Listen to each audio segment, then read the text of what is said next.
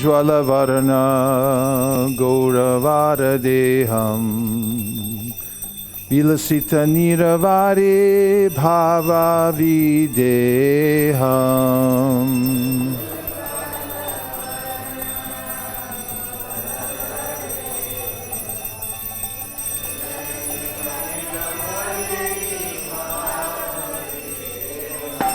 Ujjwalavarana Gauravadadeham Vilasita Niravadi Bhavaniveham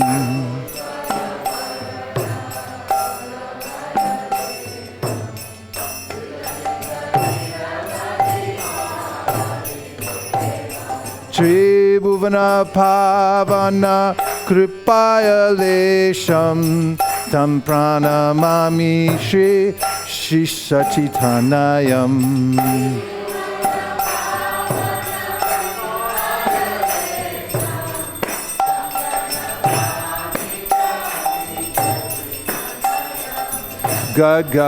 Gagarantara Bhava Vikaram Durjana Tarjana Nada Vishalam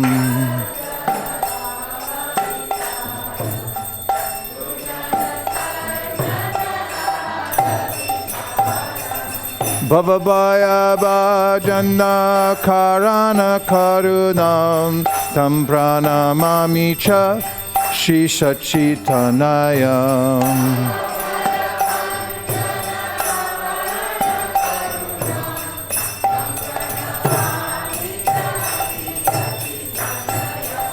Arunam Bharadhara Charu Kapolam Indu Vinindita Nakachaya Ruchiram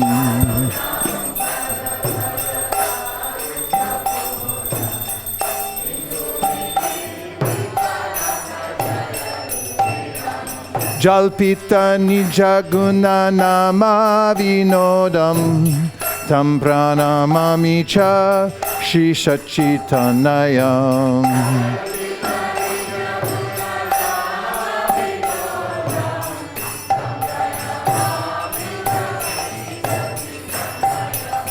Vigalita Nayana Kamala Jaladaram Pushana Navarasa Bhava Vikaram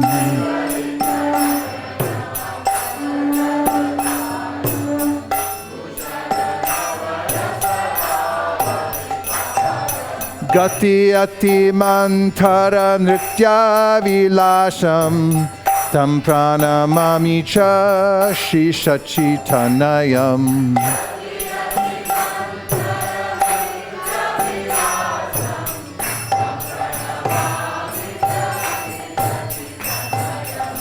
Chanchala Charu Charana Gati Ruchiram Manjira Ranjita Pada Juga Maduram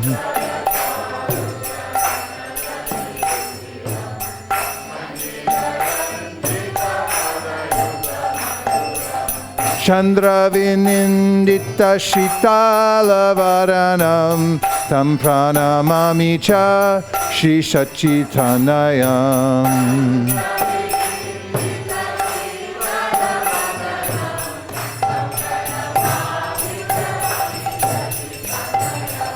Jitakati Dora Kamandalu Dandam Divya Kalevara Mundita Mundam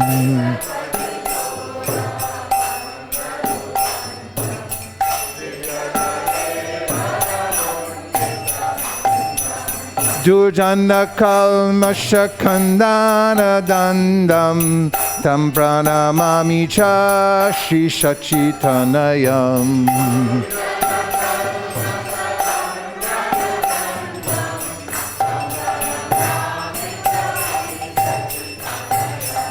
Bhushana Buraja Lakavalitam Kampita Bimdara Vara Ruchiram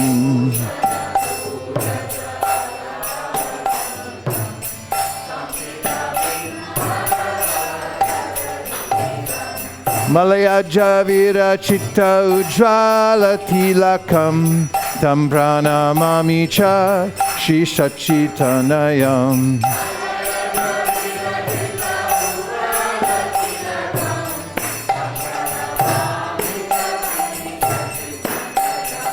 Nindita Aruna Kamala Dalanayanam Ajanulam Pitta Shri Bhuja Yugalam.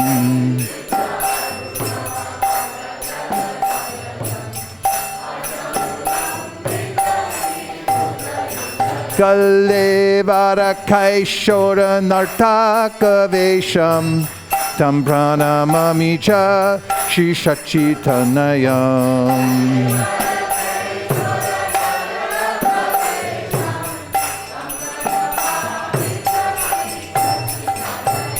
Ujjvala Varana Gaura Varadeham Nirvasita Niravari Bhava Videham.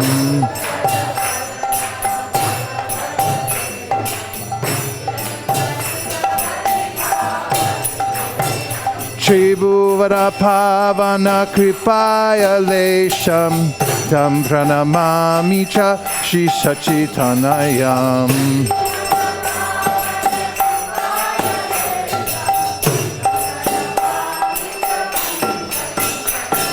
Jaya Sachinandana, Jaya Sachinandana, Jaya Sachinandana, Jaya Gaura Hari.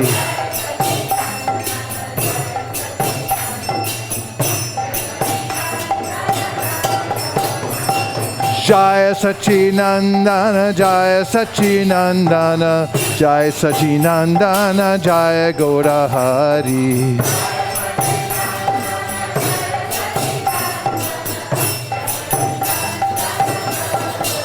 Hare Krishna, Hare Krishna, Krishna Krishna, Hare Hare, Hare Rama, Hare Rama, Rama Rama, Hare Hare.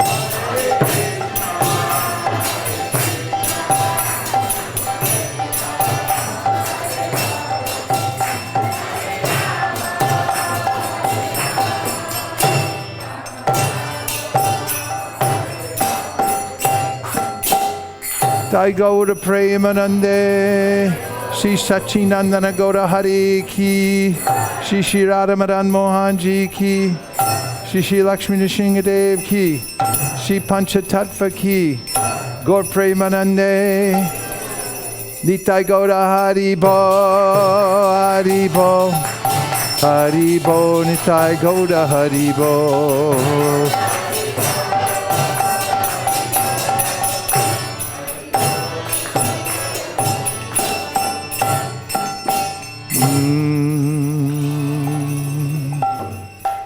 Jayam Vishnupad Paramahamsa Privrajakacarya Stotra Shishimad Hapai Charana Ravinda Bhaktivedanta Swami Maharaj Srila Prabhupada Ki Jai. Jayam Vishnupad Paramahamsa Privrajakacarya Stotra Shishimad Srila Bhaktisiddhanta Saraswati Goswami Maharaj Ki Jai. Ananta Kodi Vaishnavini Ki Jai. Namacharya Srila Haridas Thakur Ki Jai. Prem Zikaho Shri Krishna Chaitanya Prabhu Nityananda Shri Advaita Gadadhara Shri Vasari Gaur Bhaktivinoda Ki Jai. Shri Shri Radha Krishna Gokopinath Shyamakund Radhakund Giri Govardhan Ki Jai. Shri Vrindavan Dham Ki Jai. Shri Mayapur Navdeep Dham Ki Jai. Shri Jagannath Puri Dham Ki Jai. Tulsi Devi Bhakti Devi Ki Jai. Jamuna Devi Ganga Devi Ki Jai. Samveda Bhaktivinoda Ki Jai. All glories to the assembled devotees. All glories to the assembled devotees. All glories to the assembled devotees. Gaur Premanande Hari Hari Bo.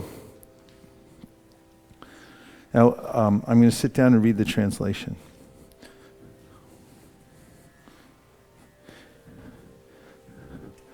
And we need to put the asanas out. Haribol Navina. Put them very systematically and neatly, please. Om asana mantra semere prishti vishi chandro krumu devatashano pavanashani vinu. Om hara shakteino mamanantaino mum kurumaino. Ritvi tada talaka devatam shnachuta tam chataranam nicham.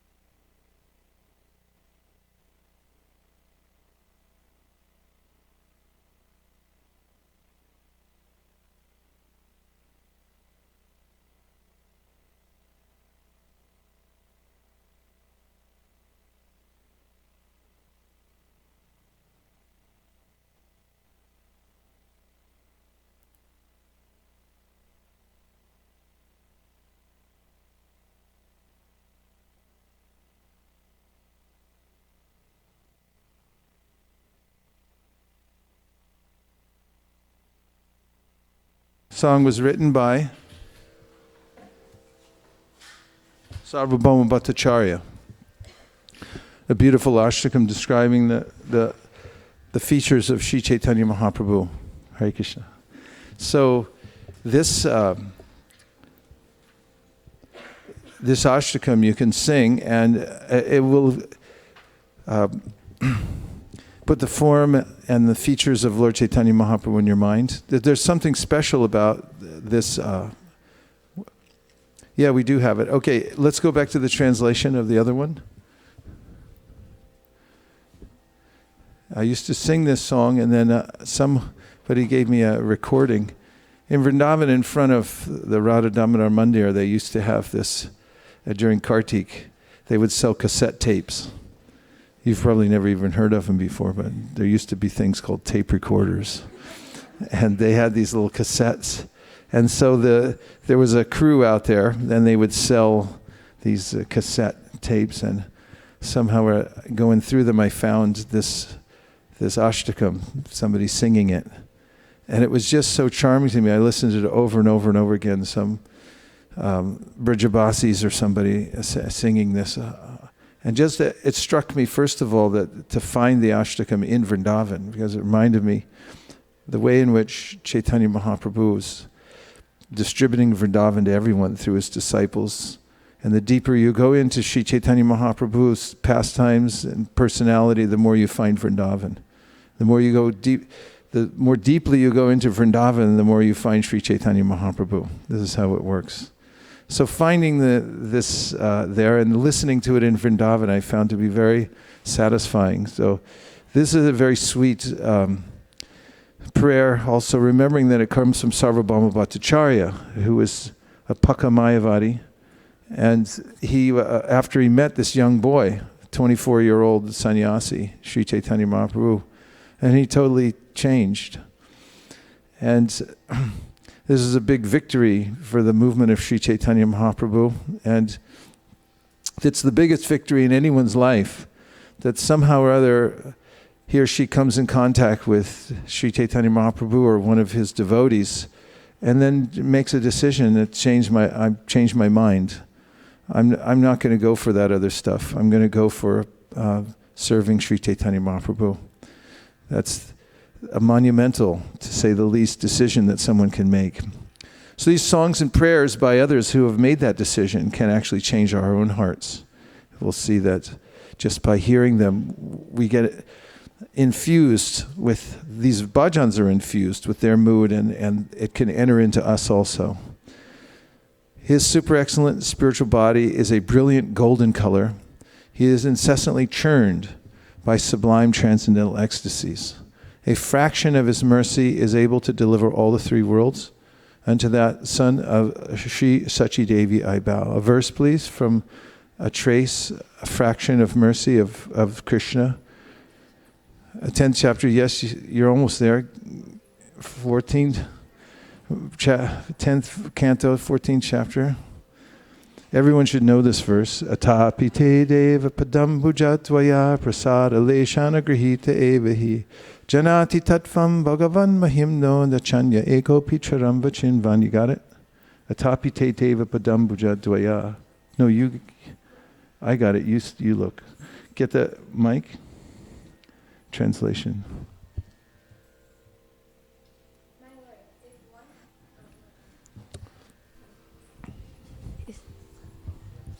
My Lord, if one is favored by even a slight trace of mercy of your lotus feet, he can understand the greatness of your personality. But those who speculate to understand the Supreme Personality of Godhead are unable to know you, even though they continue to study the Vedas for many years. Atapite Deva, verse number? 10, 14, 29. 10, 14, 29.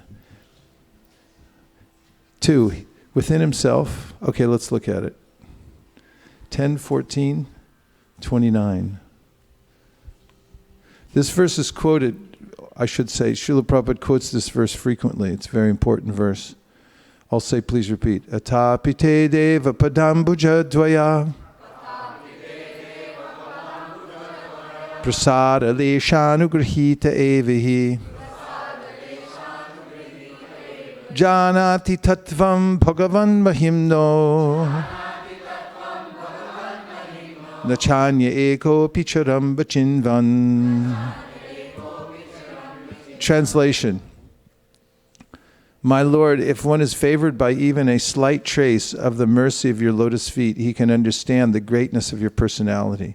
But those who speculate to understand the Supreme Personality of Godhead are unable to know you, even though they continue to study the Vedas for many years. So back to the bhajan, and you'll see Tribhuvana Pavana Kripaya Lesham, same word as there, Lesha, Atapite Deva Padambujaya, Dvaya Prashada Lesha. Lesha means just a little bit. Tiny, it's like if you were in forensic science and you're trying to, all you need is a trace. One piece of DNA is on the cloth, then you can prove it's tiny, but it's there, and once it's there, it's all over. Case closed. So same thing. If one fraction piece of DNA catches onto you from this bhakti process, then your material life will be finished, either today or tomorrow, but it's a fact. So he says, Tribhuvana Pavana Kripaya, a fraction of his mercy is able to deliver all the three worlds under that sun of Sri Shachi Devi, I bow. So those who know this about Sri Chaitanya Mahaprabhu, they give their full attention to him because they understand, as Karabhajana Muni says in the Srimad Bhagavatam, that his lotus feet, that is Sri Chaitanya Mahaprabhu's lotus feet, are the sum total of all the holy places. Every holy place is contained within the lotus feet of Lord Chaitanya Mahaprabhu. So if you bow down there and you dedicate your activities to him, then all is well. 2, within himself there are transformations of ecstasy, such as faltering of the voice. The mighty sound of his voice chastises wicked men. His mercy dispels all fears caused by worldly existence. Unto that, son of Sri Shachi Devi, I bow. Quintessential Sanskrit verse from the Srimad Bhagavatam that expresses how transformations take place within the body of someone who chants Hare Krishna or don't. You can give either verse.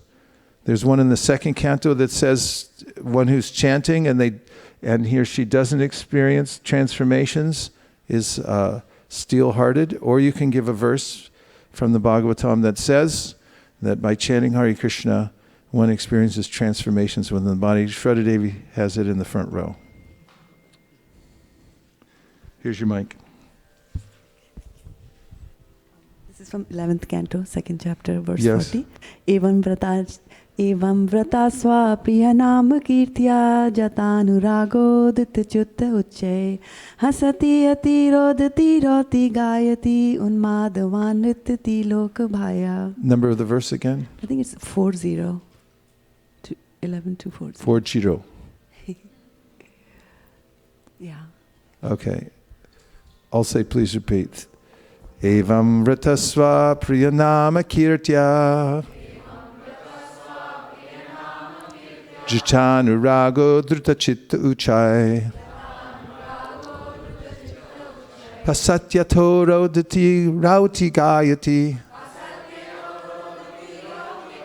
Unmadavan nrityati lokabhayaha.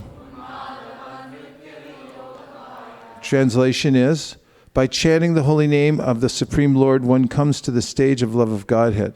Then the devotee is fixed in his vow as an eternal servant of the Lord, and he gradually becomes very much attached to a particular name and form of the Supreme Personality of Godhead. As his heart melts with ecstatic love, he laughs very loudly or cries or shouts. Sometimes he sings and dances like a madman, for he is indifferent to public opinion.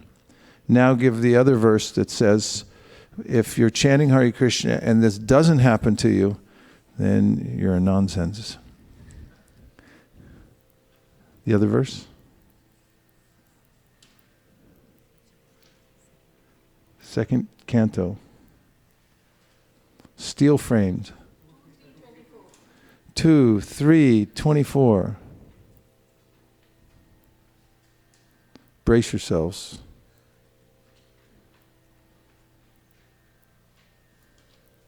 I'll say, please repeat. Tadashmasaram hridayam batedam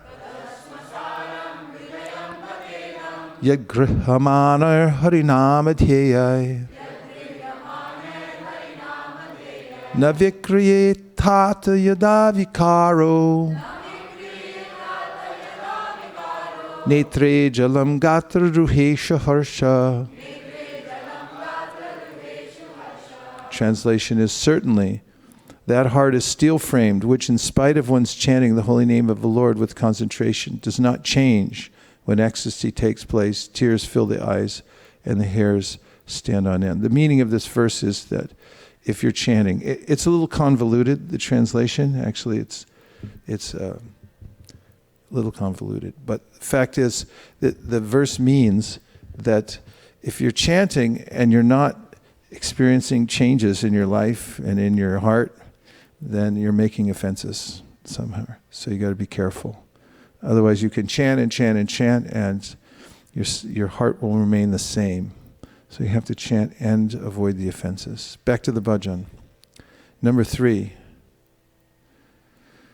He wears garments the color of the rising sun. His cheeks are very captivating. His fingernails surpass the beauty and radiance of the moon.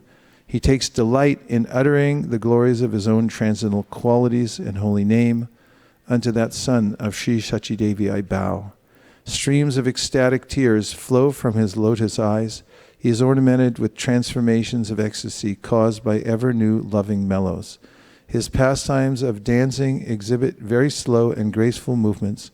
Unto that son of Sri Sachi Devi I bow. So we see at the Rath Yatra, when Chaitanya Mahaprabhu was dancing, he's taking the role of Srimati Radharani and Lord Jagannath on his cart going to the Gudicha temple, going back to Vrindavan, is Krishna. And they're having this relationship. Chaitanya Mahaprabhu, during the parade, the procession of the Lord going back to Vrindavan, is dancing in ecstasy, and tears are shooting from his eyes like as if from a syringe. This ecstasy is flowing within him.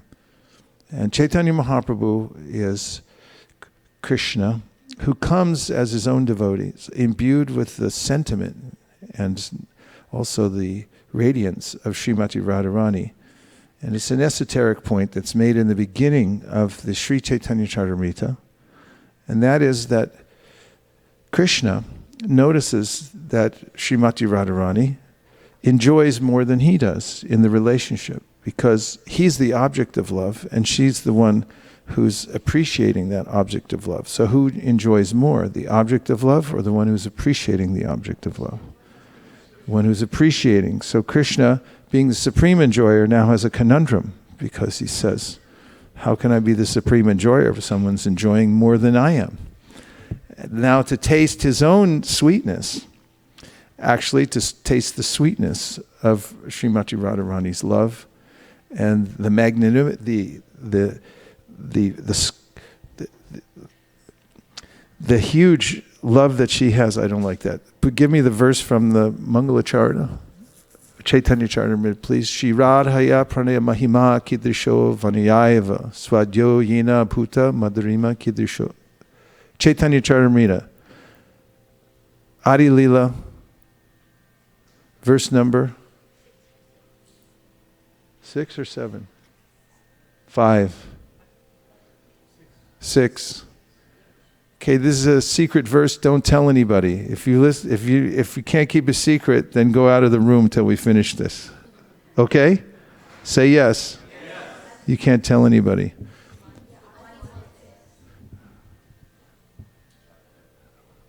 Work with me, people.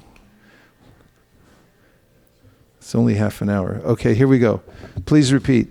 Shri Radhaya pranaya mahima kidrisham vari kidrisho vanayaiva.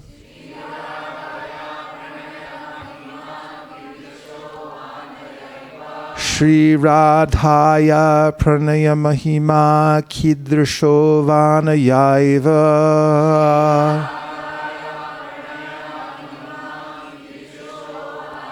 Swadyo yena bhuta madhurima kidrisho va madhya.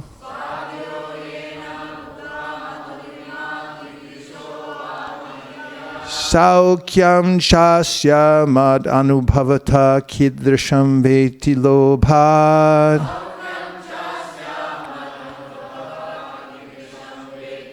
Tadbhava dhyasamajani shachi garbha sindau harindu.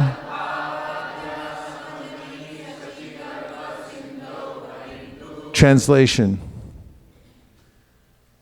Desiring to understand the glory of Radharani's love, the wonderful qualities in him that she alone relishes through her love, and the happiness she feels when she realizes the sweetness of his love, the Supreme Lord Hari, richly endowed with her emotions, appeared from the womb of Srimati Sachi Devi as the moon appeared from the ocean. So this is the secret of Chaitanya Mahaprabhu's appearance. He's Krishna, but he's come to actually enjoy the position of Srimati Radha and to understand the glory of her love. And this, you'll go back to the bhajan, is why we see streams of ecstatic tears flowing from his eyes, transformations in ecstasy. This all takes place in the body of Srimati Radharani. You'll find throughout the Srimad Bhagavatam how she has various symptoms of what is called Mahabhava. It's the highest level of love of God. No one can imitate that, but she is the emblem of the topmost level of devotional service. So Chaitanya Mahaprabhu is Krishna, but he's come imbued with that love, and he plays the part of his own devotee, simply to experience that love that Srimati Radharani has. And it's all explained in the verse that we just read. So everyone should memorize that verse. Shri Radhaya. Okay, number 5. The nimble movements of his beautiful dancing feet are very pleasing. Those 2 feet are sweetened by tinkling ankle bells. His soothing face surpasses the cooling rays of the moon. Unto that son of Sri Sachi Devi I bow. He sometimes wears a loincloth of a mendicant and takes up the staff and water pot of a sannyasi monk. His transcendental body is then graced by a shaven head. His chastisement breaks apart and destroys the sins of wicked souls. Unto that son of Sri Sachi Devi I bow. This is an important point about chastisement. Actually, to receive the chastisement of a great soul, what to speak of Sri Chaitanya Mahaprabhu is the greatest benediction. And you'll find throughout the Srimad Bhagavatam that every great achievement of a devotee within the Bhagavatam, or any new episode which brings us to a higher level of understanding Krishna consciousness, is always preceded by a curse or chastisement. So actually, I'm intoxicated with the material energy, and I think that I'll just stay here. Someone may wake me up, then I'll just go back to sleep, push the snooze button again and again, until there's a strong enough chastisement by Krishna's arrangement. Not until that time do I actually seriously take shelter of the lotus feet of Krishna. So one can take the chastisements of Sri Chaitanya Mahaprabhu as the greatest mercy. Also, it's a sign of intimacy. When Chaitanya Mahaprabhu chastised Jagadananda in front of Sanatana Goswami, Sanatana complained. He said, "You're giving deference to Jagadananda. You show him more affection than to me, because you feel free to chastise him. Whereas me, you treat with reverence." Advaita Acharya also didn't like that Chaitanya Mahaprabhu or Nimai Pandit treated him as a superior.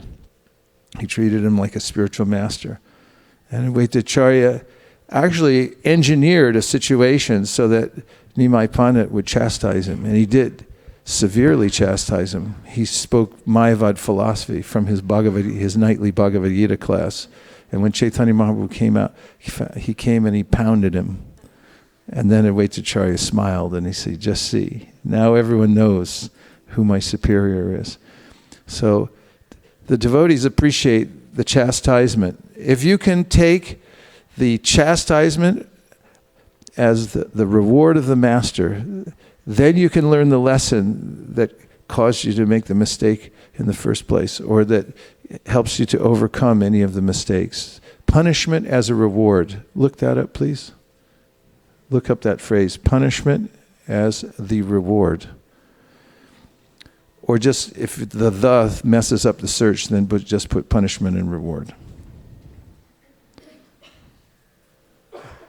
Hare Krishna, Krishna Krishna, Hare Hare, Hare Rama, Hare Rama, Rama Rama, Hare Hare. Let's see which device is faster. 4. Couldn't hear you. 4:26:21. Srimad Bhagavatam.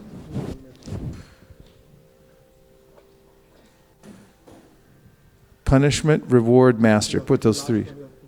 What's the verse? 4:26:21. Here you go. You're in for a treat. If you've ever felt hesitant to take a chastisement, raise your hand. If you love chastisement, you want people to criticize you, raise your hand. Okay, 1, 2. Only 2 of you. Okay, let's look at the verse in purport. You're sure this is it, right? The last 4:26:21. It's in Prabhupada's purport. the last line of this purport. Okay. Let's read the verse in purport. Is it a long one? No. Okay. Translation, please. King Puranjana said, my dear beautiful wife, when a master accepts a servant as his own man, but does not punish him for his offenses, the servant must be considered unfortunate. It's in there, right? Yes. Okay, purport. According to Vedic civilization, domestic animals and servants are treated exactly like one's own children. Animals and children are sometimes punished not out of vengeance, but out of love. Similarly, a master sometimes punishes his servant not out of vengeance, but out of love, to correct him and bring him to the right point. Thus King Puranjana took his punishment dealt by his wife, the queen, as mercy upon him. He considered himself the most obedient servant of the queen. She was angry at him for his sinful activities, namely hunting in the forest and leaving her at home. King Puranjana accepted the punishment as actual love and affection from his wife. In the same way, when a person is punished by the laws of nature, by the will of God, he should not be disturbed.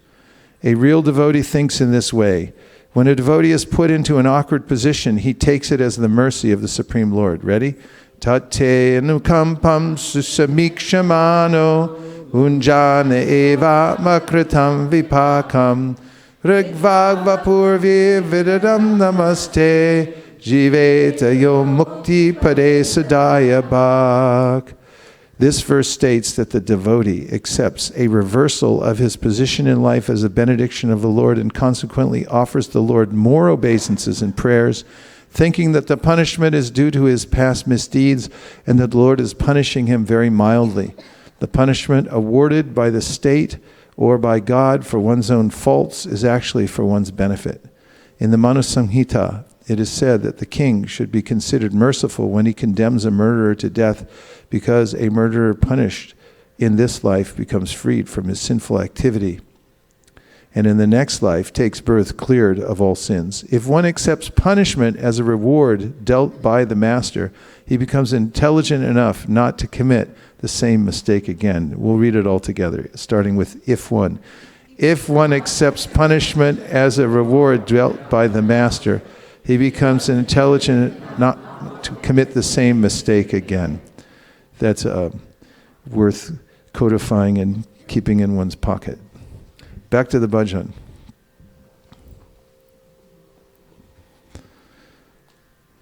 He sometimes wears a loincloth of a mendicant. Did I read that? Chastisement. As a householder, his face is surrounded by locks of dark hair, decorated with the dust of the earth. His excellent lips, which are red like, that needs a fix there, Shamalangi. It says red line. The bimba fruit are beautified by their trembling and ecstasy. Upon his forehead he wears brilliant tilak made of sandalwood paste. Unto that son of Sri Sachidevi I bow. The glowing beauty of his lotus petal eyes exceeds that of the rising sun. His two beautiful arms extend down to his knees. his divine body is dressed in the fashion of an adolescent dramatic dancer. Unto that son of Sri Sachidevi I bow. Ajanulambita bhujo kanakavatato sankirtanai kipitaro kamalaya taksho Vishvambaro dvijabaro yugatarma palo vande jagat priyakaro karunavataro. Where's that verse from?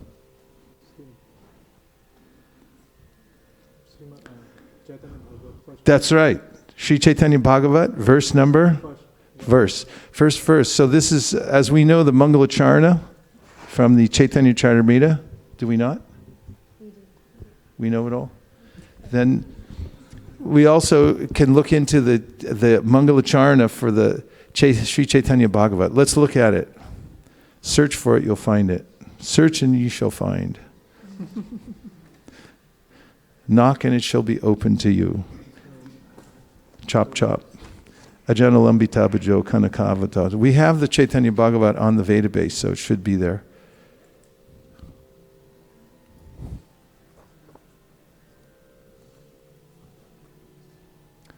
Ajanalambita bhujo kanakavatato. Ajanalambita bhujo kanakavatato samkirtanaika pitaro kamalaya taksho. If you could all search for it on the Veda base, it would be a great boon for humanity. We have to have that verse. Now, the verse is parallel to the last verse of this Ashtakam, Sri Sachitanaya Ashtakam. You'll see. What's going on in there?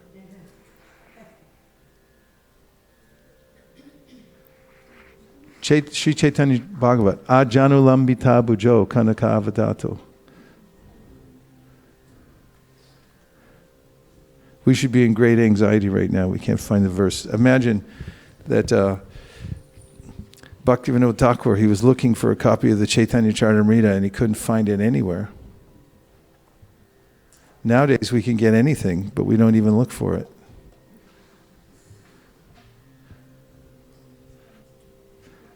This is interesting.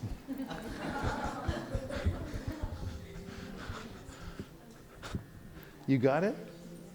We have a positive contact reported here from the. Okay, it's also in the Veda base, but wherever we can find it, let's go ahead and read.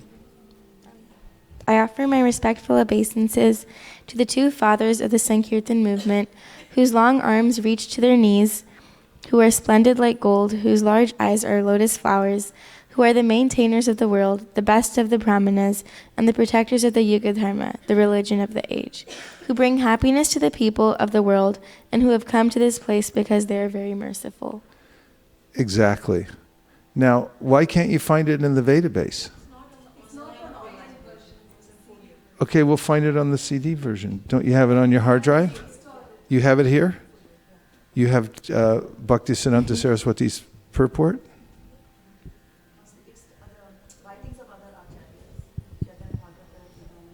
Correct. Okay, Shamalangi, you need to put this on our list of verses that we recite every day. We could do this one every day.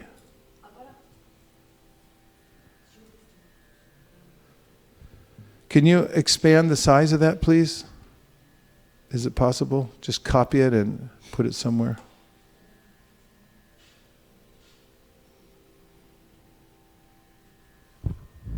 Oh my goodness, it says it's by Rupa Goswami. I don't see...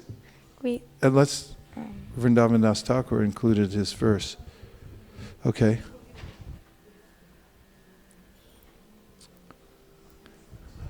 Here. Hare Krishna.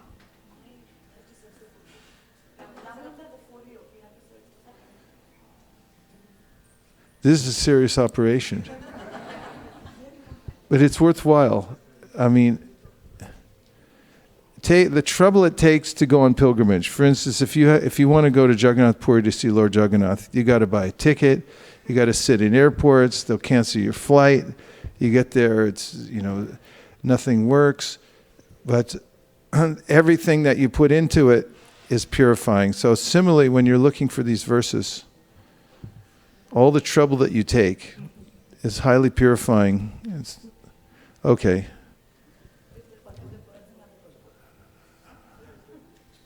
We're getting there. At least we can chant it together. I'll say, please repeat. Ajanu lambita. Just listen and then repeat. Ajanu lambita bujao kanakavadatao.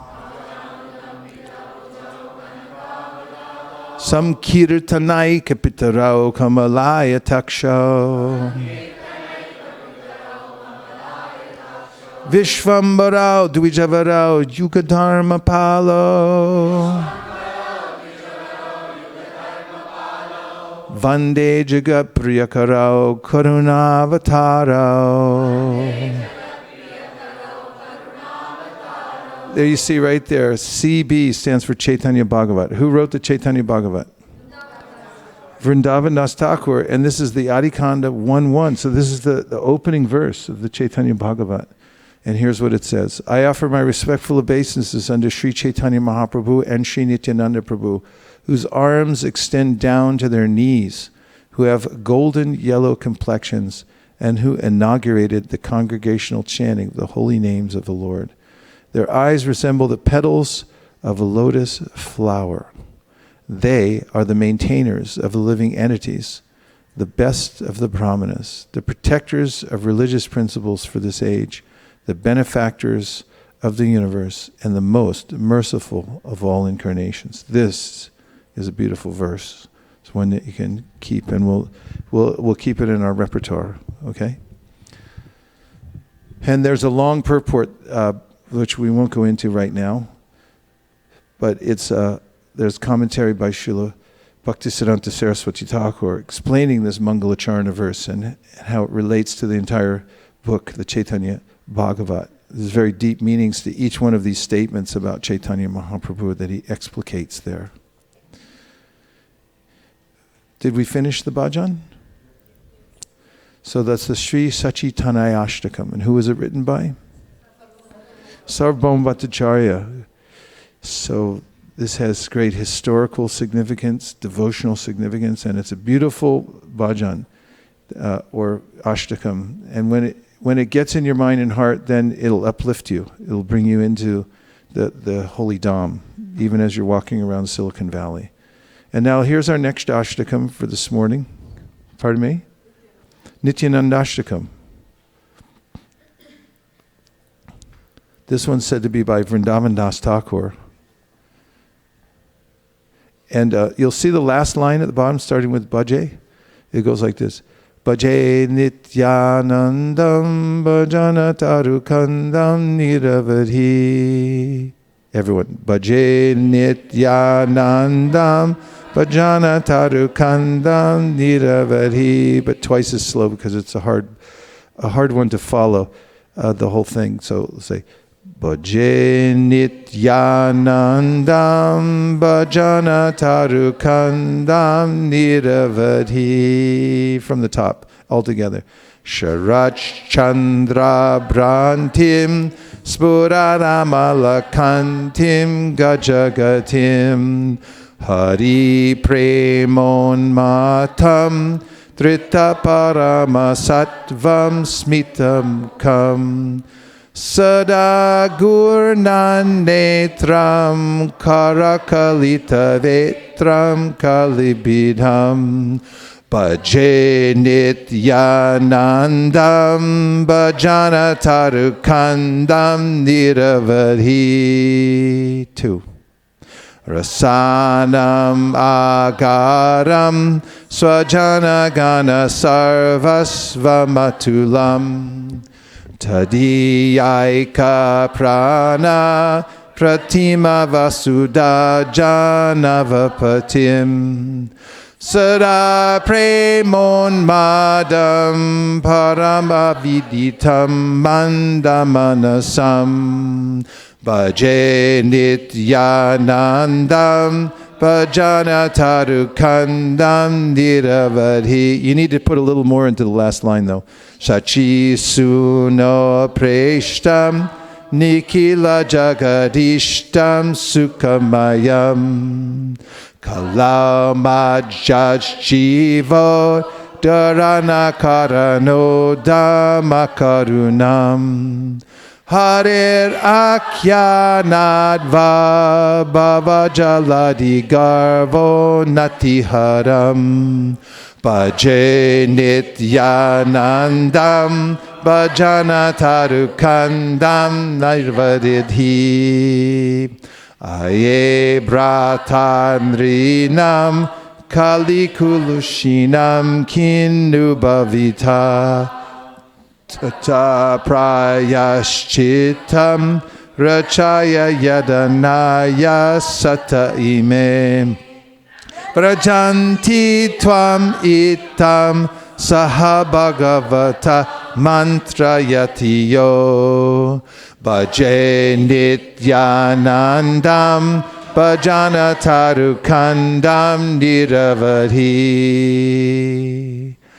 yasheshtam vrebrata koru hari hari dvananamnisham tato vasamsaram buddhitaranadayo mailaget idam bahuspotar atatiratayanya pratigraham bhaje nityanandam bhajana tarukandam niravadhi Balat samsarambo nidhiharana kumbod bhavamaho satam shreya sindhu nati kumuda bandhum samuditam kala shreni spurjat timirahara surya prabhamaham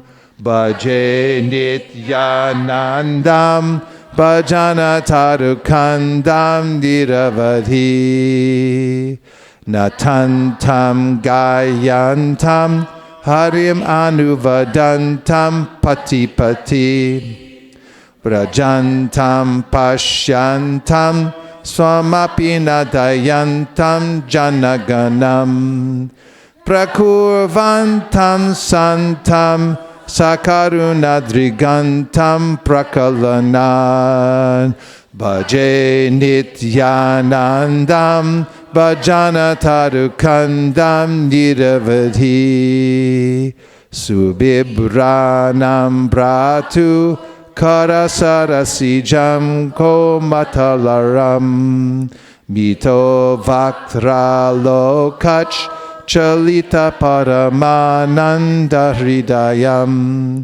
Brahmantam Madhuryar Ahaha Madayantam Buddhajanan Bhaje Nityanandam Bhajana Tarukandam Niravadhi Rasanam Adaram Rasika Varasad Vaishnavadanam Rasagaram Saram Patita Tatitaram Smananata Param Nityanandash Takamidamapurvam Patatiyas Tadangiri Dvandvam Chanpuratanidham Tasya Hridaye. Last line again. Tadangiri Dvandvam. Do you all have it? You say it. Tadangiri dvanvabjam spuratu nitaram tasya hridaye. Tadangiri dvanvabjam spuratu nitaram tasya hridaye. Try it again. Tadangiri dvanvabjam spuratu nitaram Tadangiri dvam vajam Spuratu niratam tasya hridaya. There you have it. Bhaje Nityanandam bhajana tarukandam diravad he. Translation. But fasten your seatbelts. I perpetually worship Sri Nityananda Prabhu, the root of the Krishna Bhakti tree, whose bright face mocks the full autumn moon, whose pure complexion glistens, whose gait is like that of a maddened elephant, who is always intoxicated in Krishna prema, who embodies pure spiritual energy, whose face holds a gentle smile, whose eyes are always rolling due to his absorption in Krishna prema, whose lotus hand holds a glowing staff, and who by the performance of Nam Sankirtan pierces the influence of Kali Yuga. I perpetually worship Sri Nityananda Prabhu, the root of the Krishna Bhakti tree, who is the mainstay of all the rasas, who is everything to his devotees, who is beyond compare, who is the master of both Vasudha and Janava Devi, who consider him more dear than their own lives, who is always maddened in Krishna prema, and who is unknown only to those of meager intelligence. I perpetually worship Sri Nityananda Prabhu, the root of the Krishna Bhakti tree, who is very dear to Sri Shachinandan, who is worshipped by the entire universe, who is the embodiment of happiness, who possesses infinite mercy for delivering the souls who are drowning in the age of Kali, and who, by the performance of Sri Harinam Sankirtan, thwarts the progressing false pride of the ocean of repeated birth and death. I perpetually worship Sri Nityananda Prabhu, the root of the Krishna Bhakti tree, who said to Sri Krishna Chaitanya, "Hey, brother Gauranga, what will be the destination of the sinful souls of Kali Yuga, and how will they be redeemed? Please devise a method by which they will easily attain you." I perpetually worship Sri Nityananda Prabhu, the root of the Krishna Bhakti tree, who wandered around Bengal and approaching the door of each and every home, raised his arms up high and exclaimed, "Oh brothers, all of you should eternally perform Sri Harinam Sankirtan together. By doing so, I will take the responsibility to deliver you all from the ocean of material existence." I eternally worship Sri Nityananda Prabhu, the root of the Krishna Bhakti tree, who is the Agastya Muni who forcibly swallows the ocean of repeated birth and death, who is a rising full moon which increases the ocean of the saintly person's welfare, and who is a sun which dissipates the darkness of ignorance cast by the various classes of miscreants. I eternally worship Sri Nityananda Prabhu, the root of the Krishna Bhakti tree, who wandered on every path in Bengal, dancing, singing, and calling out, "Haribo! Haribo!" and who lovingly bestowed merciful sidelong glances upon those who were not compassionate to even their own selves. I perpetually worship Sri Nityananda Prabhu, the root of the Krishna Bhakti tree, who held the supremely soft lotus hand of his brother Sri Gauranga Mahaprabhu, whose heart became filled with the highest bliss when the two brothers gazed into each other's faces, and who wandered here and there, delighting the townspeople with his sweetness. May Sri Nityananda Prabhu place his lotus feet in the heart of one who lovingly recites this unprecedented Nityananda Ashtakam, which is the reservoir of rasa, greatest treasure of the most exalted Rasika Vaishnavas, and is a storehouse of the essence of Bhakti Rasa. Bhaje Nityanandam bhajana tarukandam niravadhi go premanande hari hari bo. So now we're going to have a short session, about 25 minutes of questions and answers. And any question, any that you have, and to help you remember what your questions are, you just take 2 or 3 minutes to discuss with somebody nearby you any questions that you may have, just about the philosophy in general. And then we'll have a discussion, dispatching of those questions and giving the answers. Okay? Yes. On your mark, get set, go. Get with somebody and ask a question, and the person that's telling you what their question is, you write it down or remember it so that you can ask it on behalf of the person who tells you what their question is. You understand? Okay, go for it.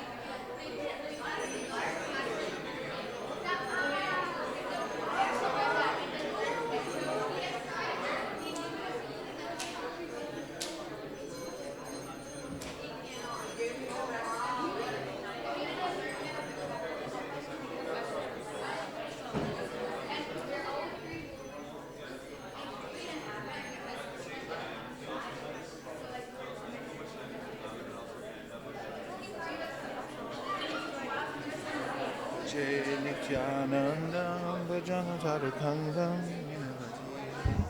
Bhaje Nityanandam bhajana tarukandam niravad. He Gaur Premanande Haribo. Now, we'll see the quality of your questions.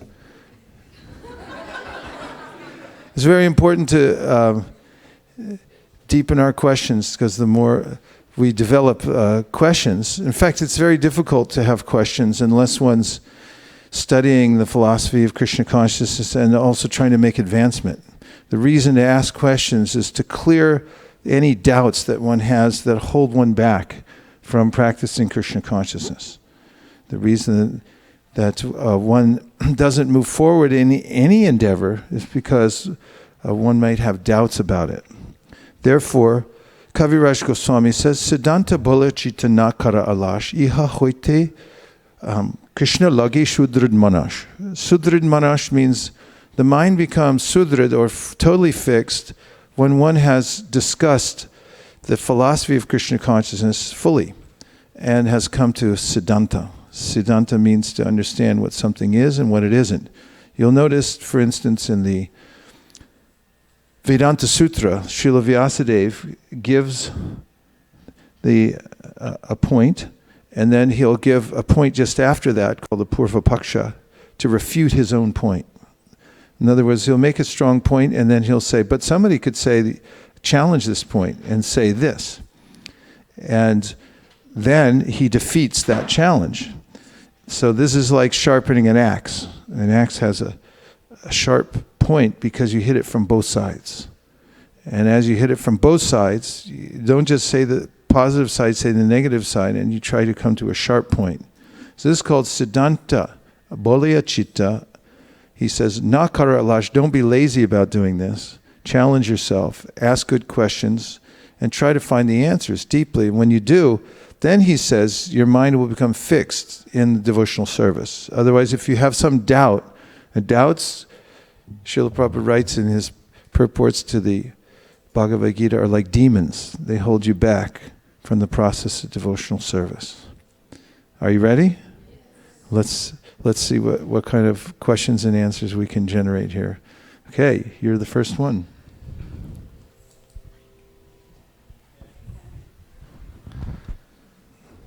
Ajana Limbita. Hare Krishna Maharaj. So in Bhagavad Gita, Krishna says that like behind every action there are like 5 reasons.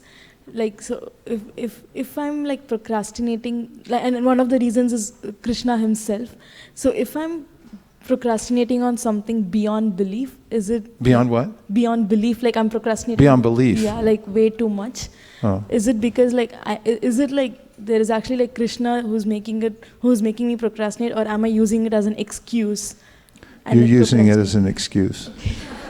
Because our part, we have impetus to move, but you'll notice that Krishna describes in the Bhagavad Gita that our impetus to move becomes affected by 3 modes of material nature. So of course there's 3 modes of material nature that have distinctive effects upon us. And then there's combinations and permutations of the mixtures of those modes.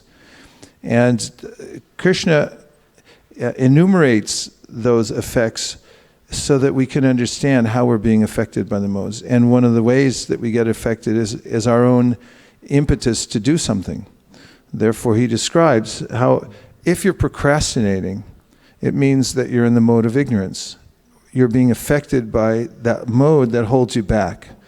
And if you've ever wondered why it is that you know you should do something, but then you just don't do it, even at the risk of losing your job, your life, your reputation, and you just can't do it.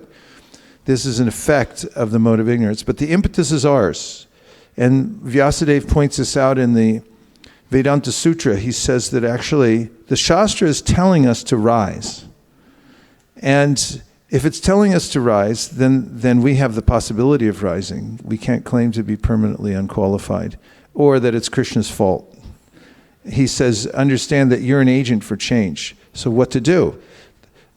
the science that Krishna puts forth in the Bhagavad Gita teaches us that we can readjust our environment, we can adjust what we listen to. Even if by degrees we do that, then we can gradually rise above the lower modes of material nature and come to a higher mode of nature through practice.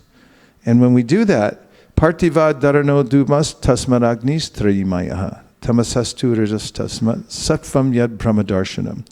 The Bhagavatam first canto, one of the 34 verses in the Divinity Divine Service, which is so important to know, says that the mode of ignorance is like the raw wood. The mode of passion is like smoke. And the mode of goodness is like fire.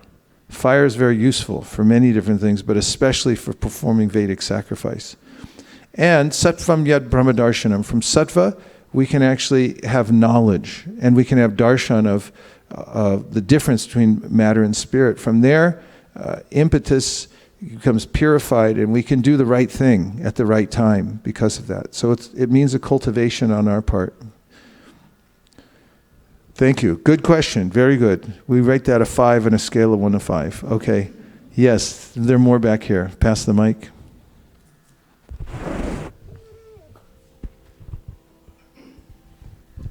Hare Krishna Maharaj. So Maharaj, we see in all our shastras it said, I think in 552, for example, Mahad Sevam Dwaram Ahar Vimuktes, just by serving the pure devotees, one gets affinity for doing devotional service. And on the other hand, if one goes too close to a pure devotee, for example, and if by chance one happens to commit an offense, then even though the devotee forgives, the dust of the lotus feet will not forgive such an offense. So it's like a catch-22 situation. We are just discussing that what to do in such a situation, that we have to do some service to pure devotees, but at the same time we don't want to commit any offense, even if it is unknowingly. This is a really good question. It's very important because the way in which we associate with devotees will determine how we advance in devotional service.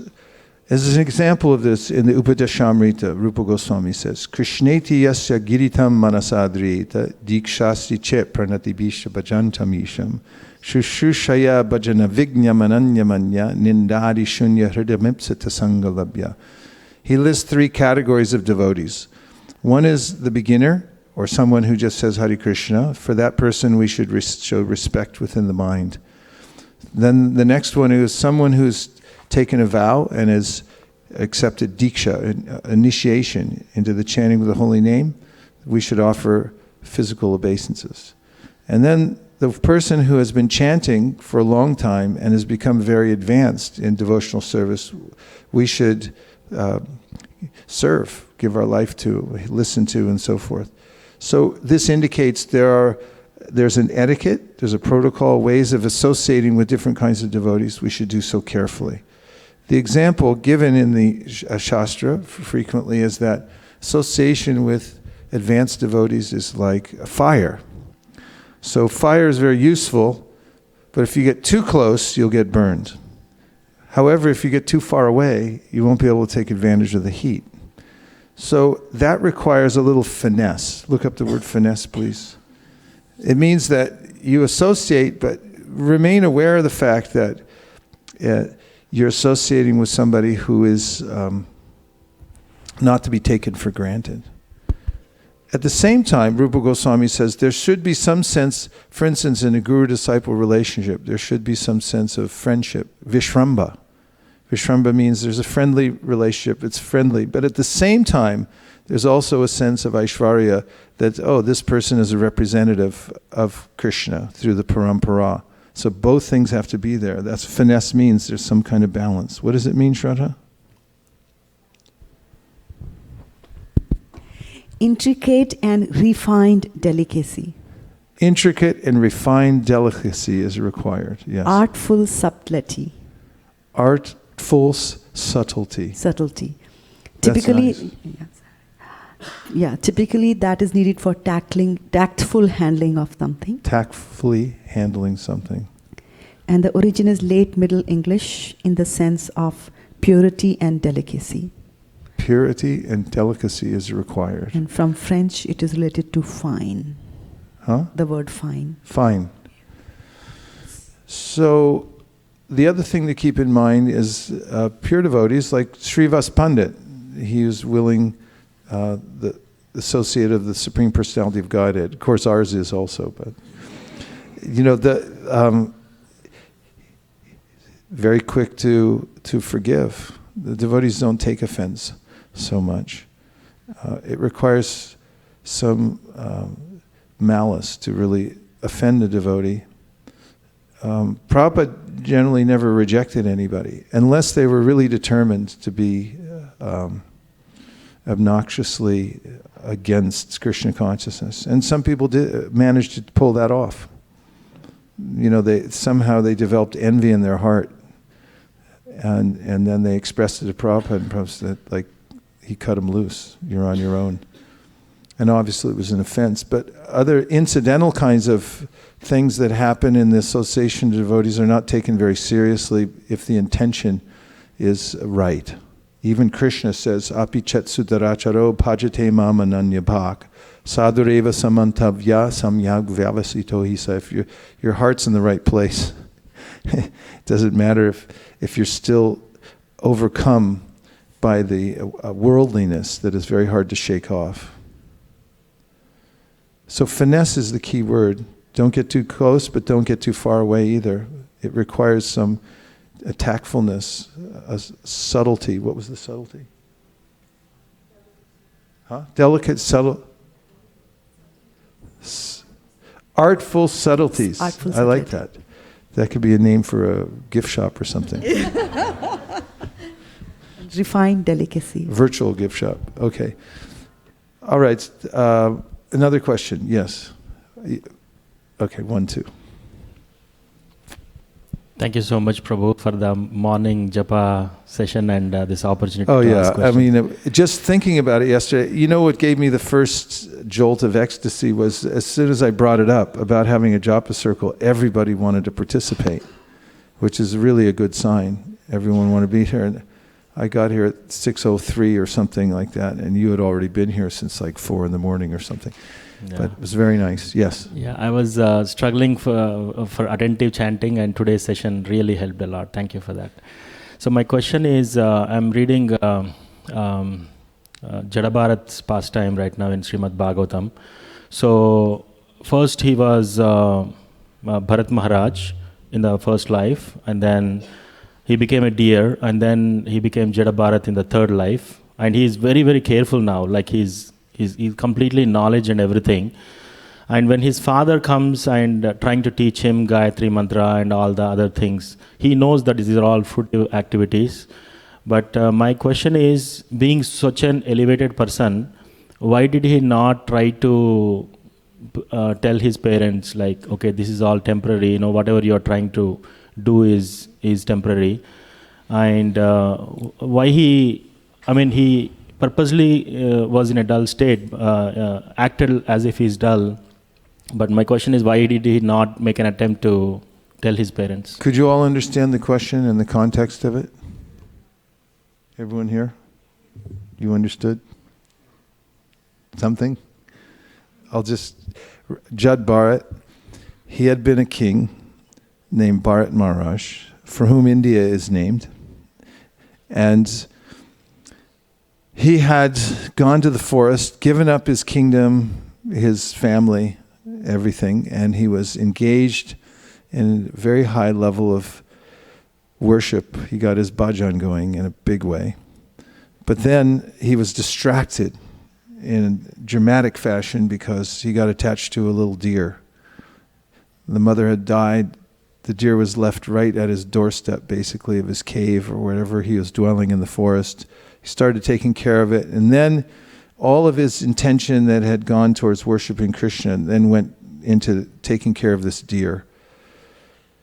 Resultant vector is that in his next life he became a deer because yang vapi smaran bhavam tajat yante kalevaram tam evaite konteya saratad bhava bhavita. Whatever subject matter attracts the attention of the dying person will determine his or her next birth. So he took birth as a deer by Krishna's arrangement, because Krishna considers all these things. he remembered his last life, even in the body of a deer. This could be quite shocking. You go to sleep as a man, wake up as a deer, and you're aware of it. This is quite shocking. He made, as Prabhupada said, the best use of a bad bargain. He went back to the Palastya ashram, the place where he had done Ashtanga yoga before, and he practiced the best he could as a deer. He just went through the motions, lived with the sadhus there who were practicing, and he stayed somehow close and engaged. So his next life, he took birth as Jad Bharat. As Jad Bharat, he was fully enlightened soul.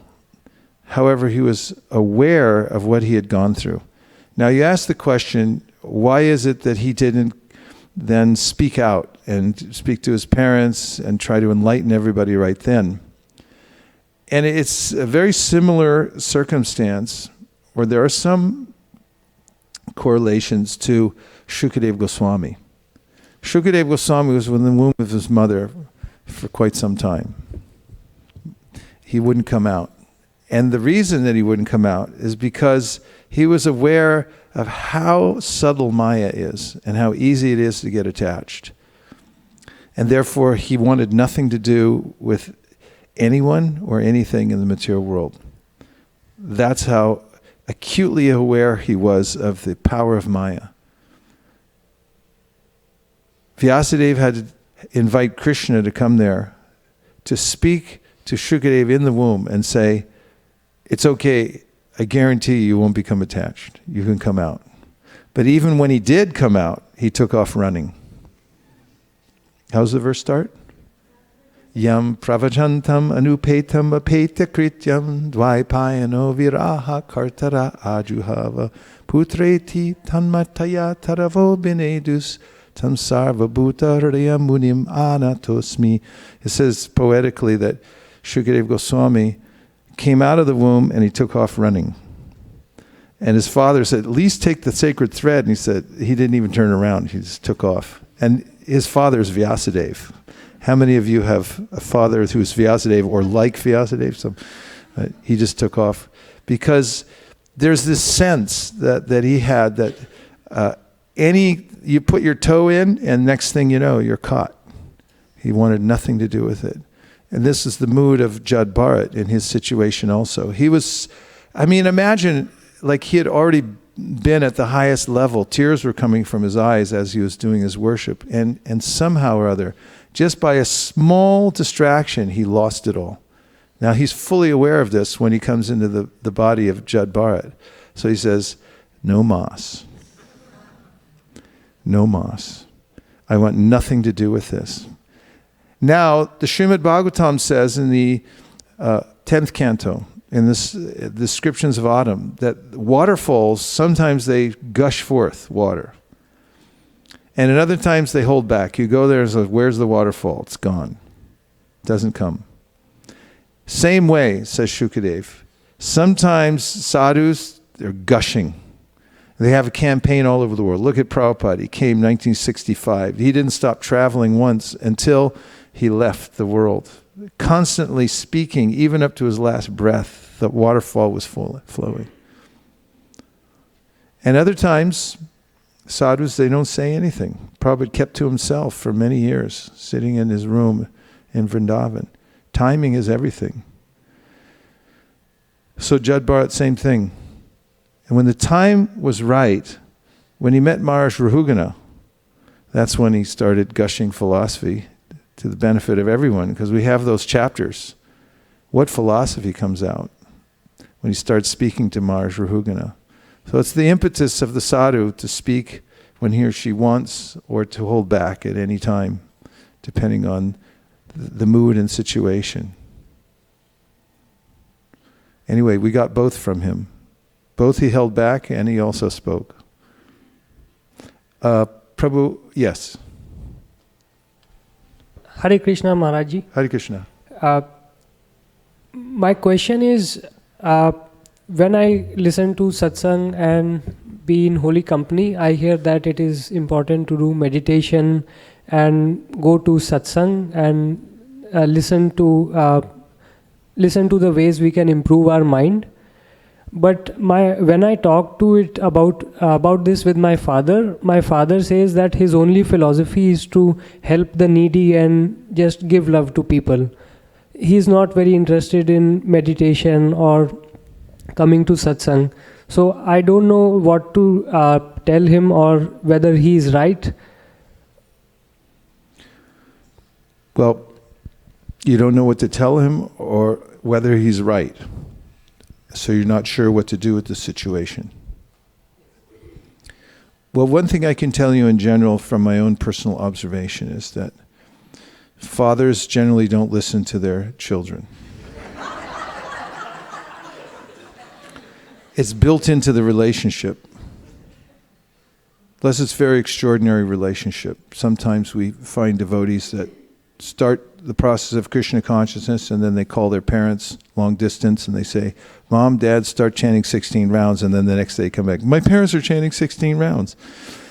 But there's a sense from parents that their children shouldn't condescend, they shouldn't try to teach me anything.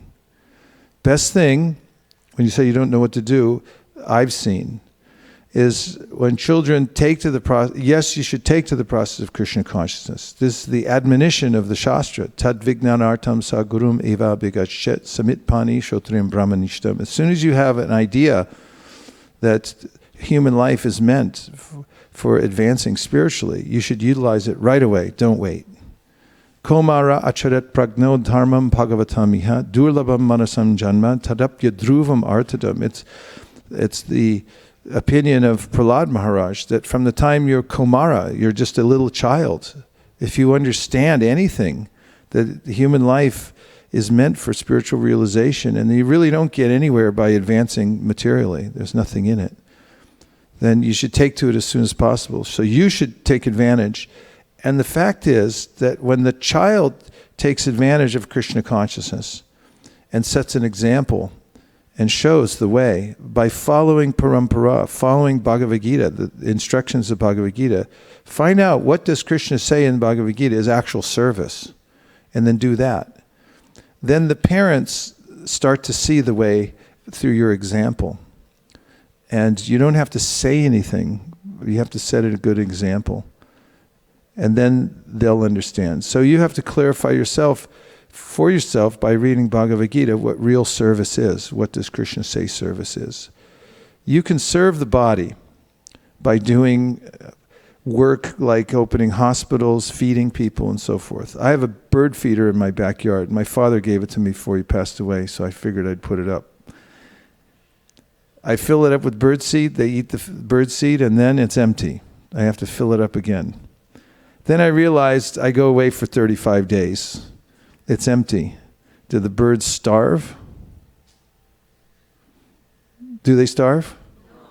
They didn't starve at all. They didn't even miss me. They're like, who are you? Get out of here.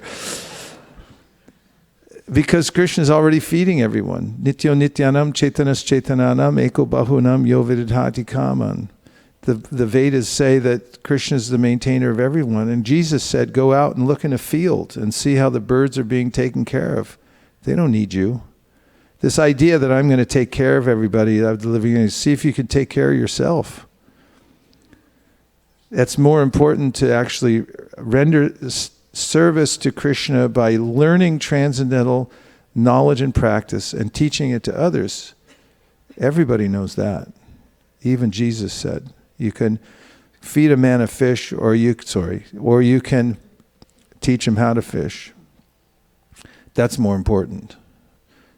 That is the second. So real service means to get yourself aligned with Krishna's message, especially through Bhagavad Gita as it is, coming through parampara. And second thing is, take to the practice yourself, because as Satyadev Prabhu told me when he took to paramedic school, the first thing they taught him was, a dead paramedic can't save anybody. That's the first job of a paramedic, because you're going to emergency situations all the time.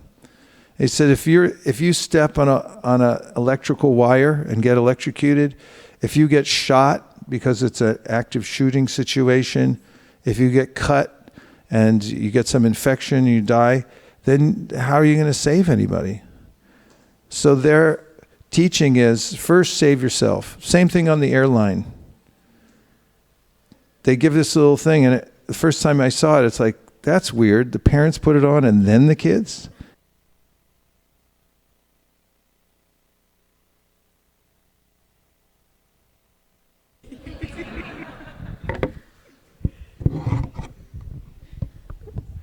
You might say, isn't that a little selfish?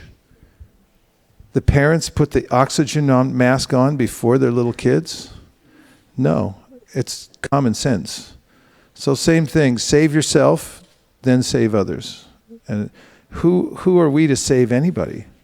And this is mentioned that a person who doesn't have clear spiritual knowledge and they become an authority, they actually drag people into a blind well or into a pit where they all fall in. So blind leading the blind, there's lots of that. So the light and the real teaching comes from Krishna. And if you become a representative of Krishna by knowing what he says in the Bhagavad Gita, then you can really help others.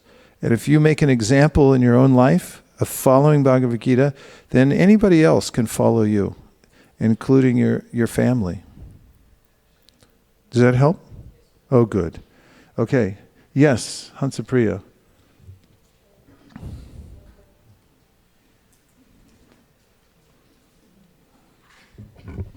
Hare Krishna, I have a follow-up question on the Bharat Maharaj. Follow-up question on Bharat Maharaj. So Bharat Maharaj was able to focus and he was able to say no mass and he was able Jad Bharat. Jad Bharat, yeah. And he was able to give the message to Raghuna Maharaj, to King Raghuna when he wanted to. So he had quite composed himself, like when he can talk and when he cannot talk. But there are times in my life, or most of the times, I feel like I can't even say no mass, and I can't even, say things that I can do it now or I can't do it later or don't do it.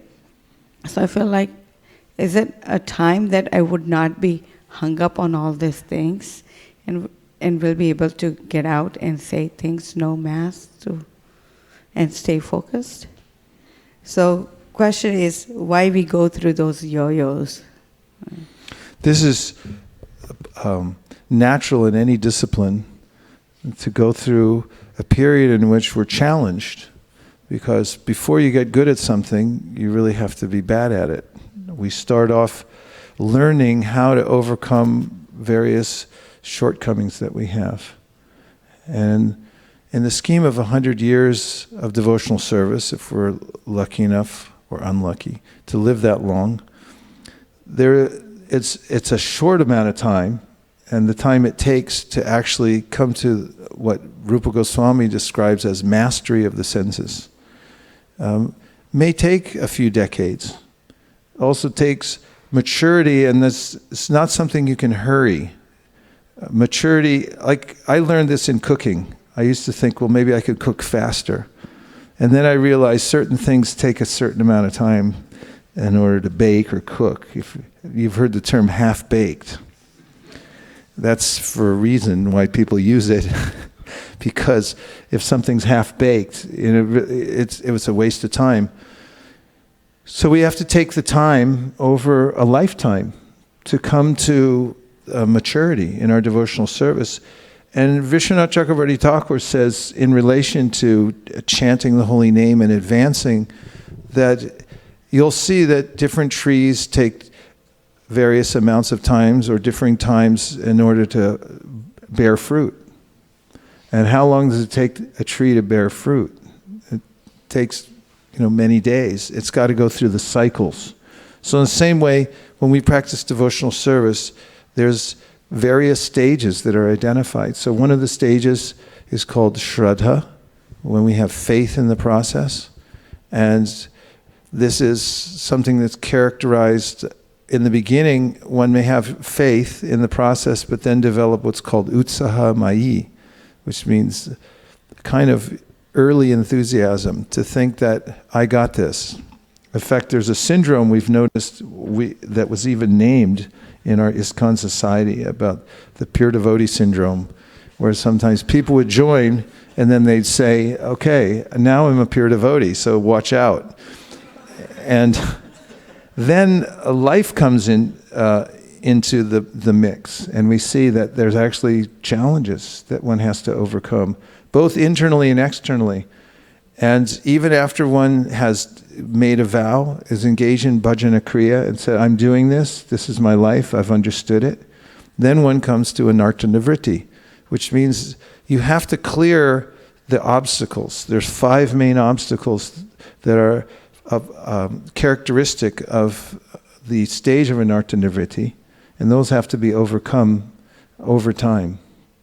You know what they are. There's sleep, distraction, I'm just not interested, even though I don't have any distraction and I'm not sleepy, I'm just not into it.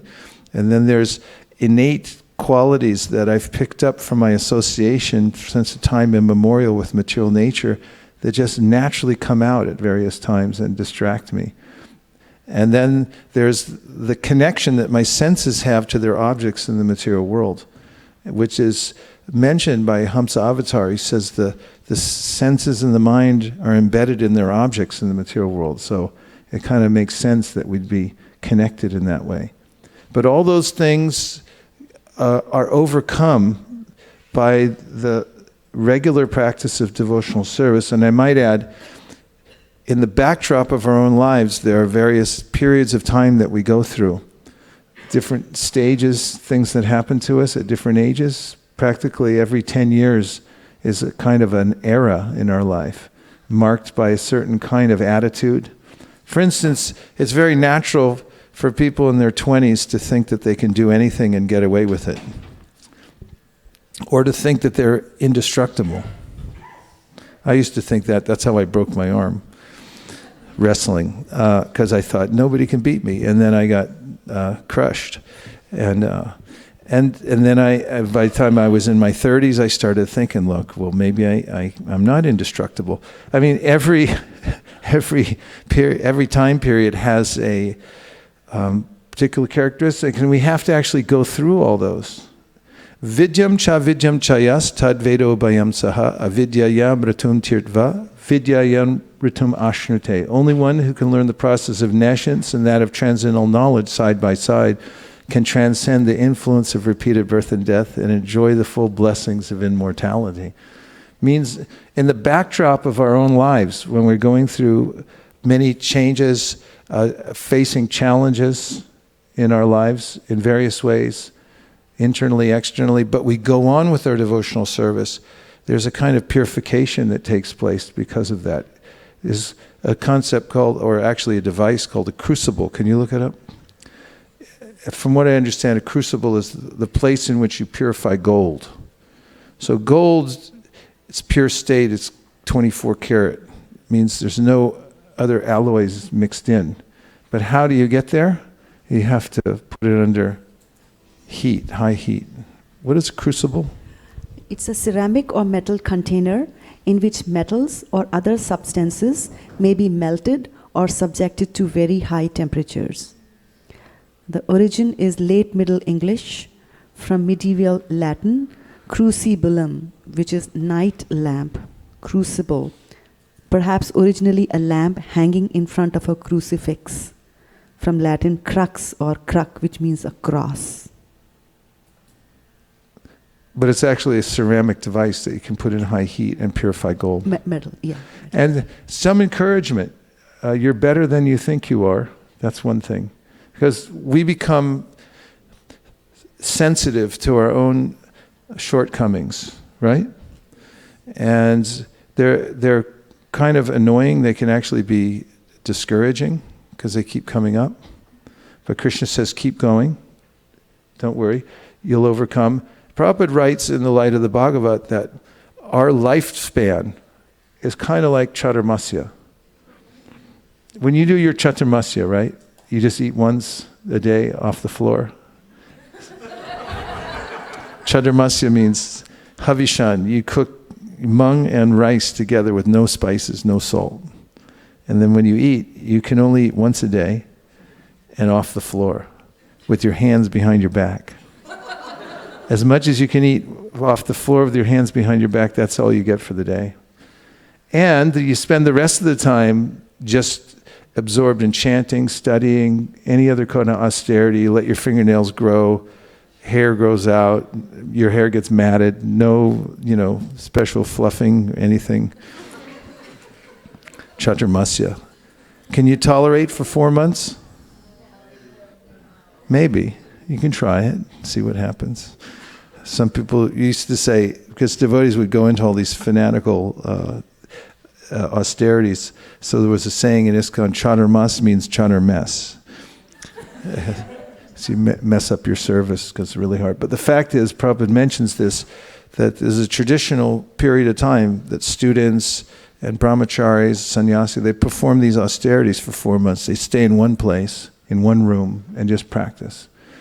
Then he says, they wouldn't realize the full effect of their austerities until they leave the room. Once you walk out, then you go, oh, I get it. I did some austerities. People look at you differently, like, wow, what have you been doing? You've been doing austerities. They notice it, and you notice it too when you go out. So Prabhupada then says, our lifetime is a chaturmasya-like existence. This one little lifetime we have, we get, to practice devotional service, maybe we get 40, 50, 60 years. And during that time, that's your chaturmasya. When you leave the body, that's when you'll realize the full effects of what you've done, which is just a little thing. You just dedicated your whole life to spreading Sri Chaitanya Mahaprabhu's movement. If Krishna says, swalpamapya siddharmasya, I accept even the tiniest little thing, what to speak of somebody who leaned in their whole life, they just dedicated everything to try to spread the Krishna conscious movement and to control their senses, chant Hare Krishna. It's unimaginable what kind of a reciprocation there is from Krishna at that point. So Krishna says, keep heart.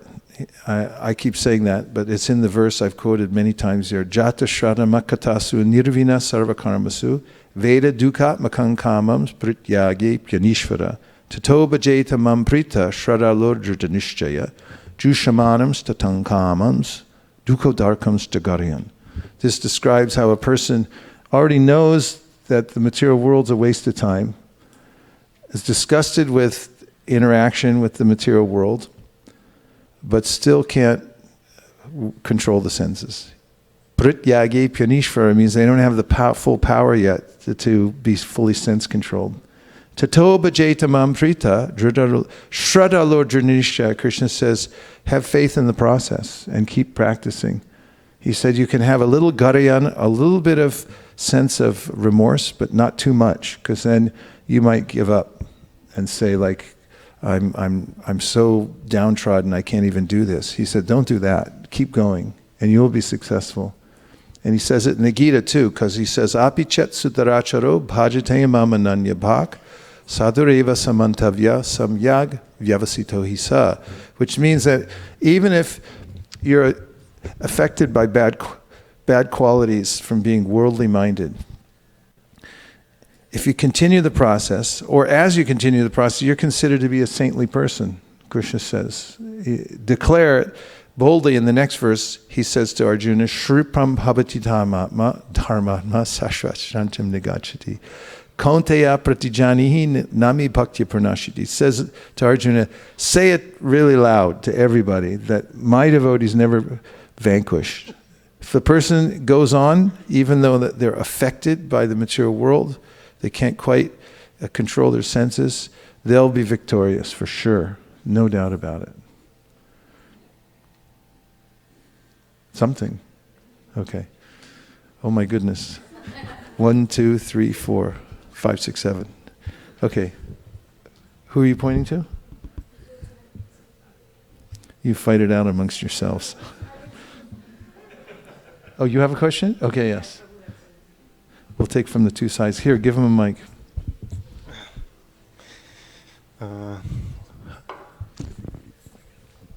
Hello. Sorry for my Sanskrit. I read Bhakti Rasamrita Sindhu, and I have one Vyaktam masrina tevantar lakshyati rati lakshanam mumukshu prabhritinam chet bhavet esharatir nahi. It's about that mukti. How it's in English, mukti? Mukti, yes. In Liberation. Huh? Mukti means liberation. Yeah, and rati. It's like sweet, no, it's like... Yeah, rati. Yeah, Okay. mukti block rati. If you want mukti, Yes. you can't have rati in your heart. Okay. And Hold the mic close. and sometimes people, some guru or some sadhu from ISKCON now told about philosophy of rocket. If I want to come to Krishna, look like come to Krishna, and I burn everything in the back of me. Understand? No. Yeah. Sometimes when rocket came up, Yeah. all around in fire, Oh. all around Yeah. dead. And Yeah. sometimes people who want come to God in any type of religion, everything around in fire. It's almost die. All life, all people around, all but from life of Chaitanya, we know that he lived family, he lived wife, but from this fire was born philosophy of Chintya Bheda Bheda Tattva. It was nothing like that in all world. It's like something new. And when Prabhupada lived India, lived God brothers, family, everything. From this fire was born ISKCON, all what we have now.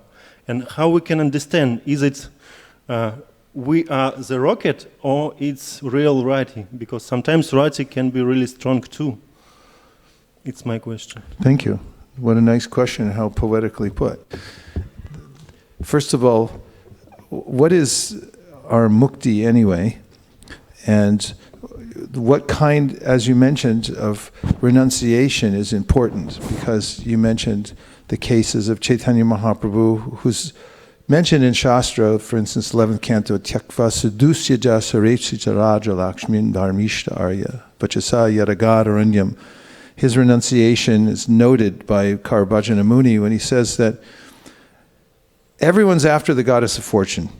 That's why everyone's driving on the 101 freeway, because they're thinking, goddess of fortune, if I just work a little harder, she'll appear in my life. But then Mahaprabhu is going away from that. He had the goddess of fortune, his wife, but he said, see ya, I gotta go. Tyaktva, he gave it up. Gave up family life. He gave up being the hero of Navadvip. Tyaktva Sudusyaja Sarepshita Raja Lakshmin. Dharmishta used an excuse because a Brahmin apparently cursed him for not letting him into Srivasangam. The next day he saw at the Ganges, he saw Mahaprabhu and he said, no happiness in material life for you. And Mahaprabhu said, So then you mentioned Prabhupada's renunciation and how he had walked away from family life and had embarked on first the Vanaprastha, and then he took sannyas because his guru was calling him in dreams and saying, take sannyas. And Prabhupada talked to some of his godbrothers. Finally, one of them, Bhakti Pragnag Keshav Maharaj, said, you must do this right away. So Prabhupada took sannyas, and then he came to the West, and so forth. And the difference, first of all, between the idea of mukti and this kind of renunciation, walking away, is that the kind of renunciation of the devotees is going towards Krishna. For instance, in the Bhagavad Gita, Krishna says, Narupa masye hatatopa labhyate nanto nacharir nachasam pratishta ashvatamenam suvarura mulam asanga shastrena dridhena chitta tat padam tat parimargitavyam yasmin gatana nivartanti bhuya tameva chadyam purusham prapadye yatak praviti prashita parani. Two things going on in these verses. One is First, Krishna says, cut down the deeply rooted tree of material existence, and then parimargitavyam. And then he says, take off running towards the origin of everything and reestablish your relationship with Krishna. Now, in regular mukti, the idea is that actually I'll just become detached from everything, and I'll have a nondescript existence, which means no more interaction with the material world and no actual definition of the spiritual world. I'm in a state of permanent detachment, which we claim as followers of the Bhagavatam is not possible, because ultimately everyone is a living entity with eternal impetus or desire, and that has to be engaged sooner or later. And if it's not engaged spiritually, then it'll be engaged materially. So the difference is those who realize the urgency of Krishna consciousness and they go towards Krishna, as a natural byproduct, they have to give up certain things that are unfavorable. Now in Prabhupada's case, he found that his wife was uncooperative. The ultimate sign of that was that she had given away his Bhagavatam, traded it in for some household items. And to Prabhupada, that was the ultimate sign from Krishna. Because I don't think she understood, did his wife, how into Bhagavatam Prabhupada was. You gave away my Bhagavatam. That's everything to me.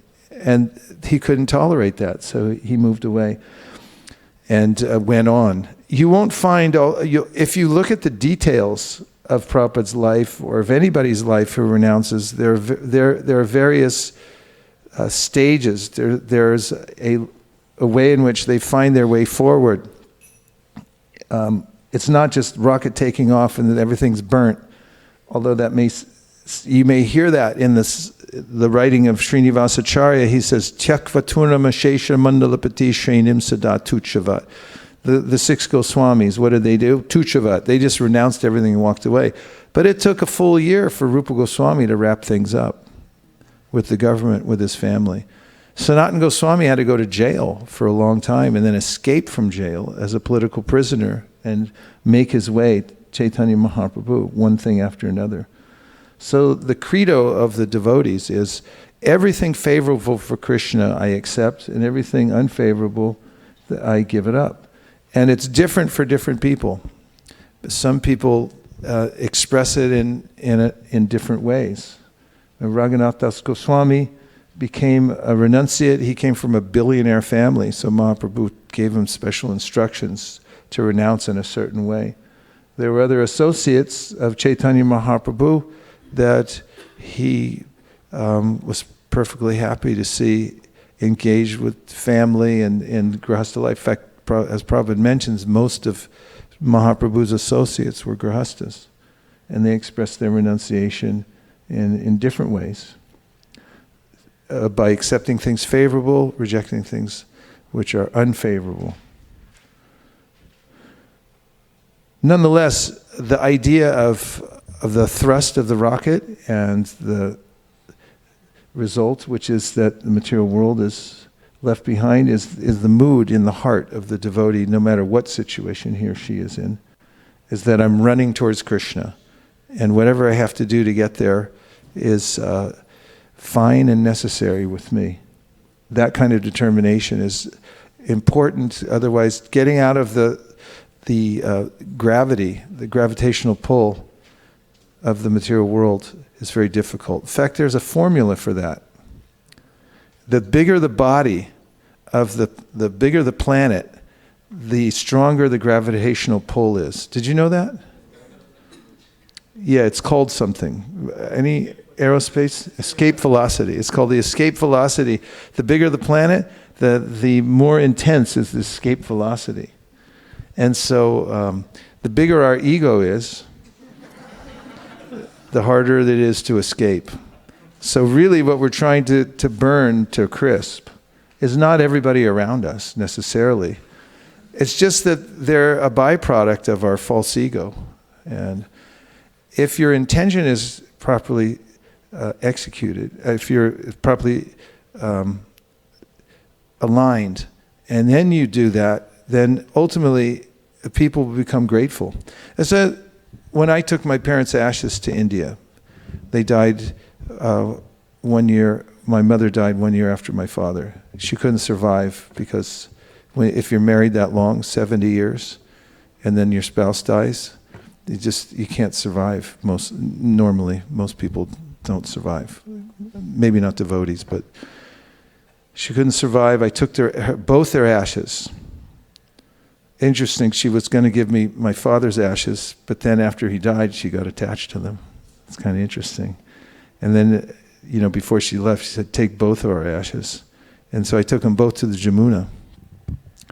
And I met a devotee in Vrindavan. I was staying at the MVT, Samapriya. Her mother had just died. She spent the last 3 months with her mother, so we had a very deep, interesting conversation, comparing notes about realizations, parents leaving, mother leaving, all this kind of stuff. So she was telling about her life. She became a devotee when she was very young, and during the hippie movement. Anyway, she had just left home and took up Krishna consciousness like many devotees did in the 60s and 70s.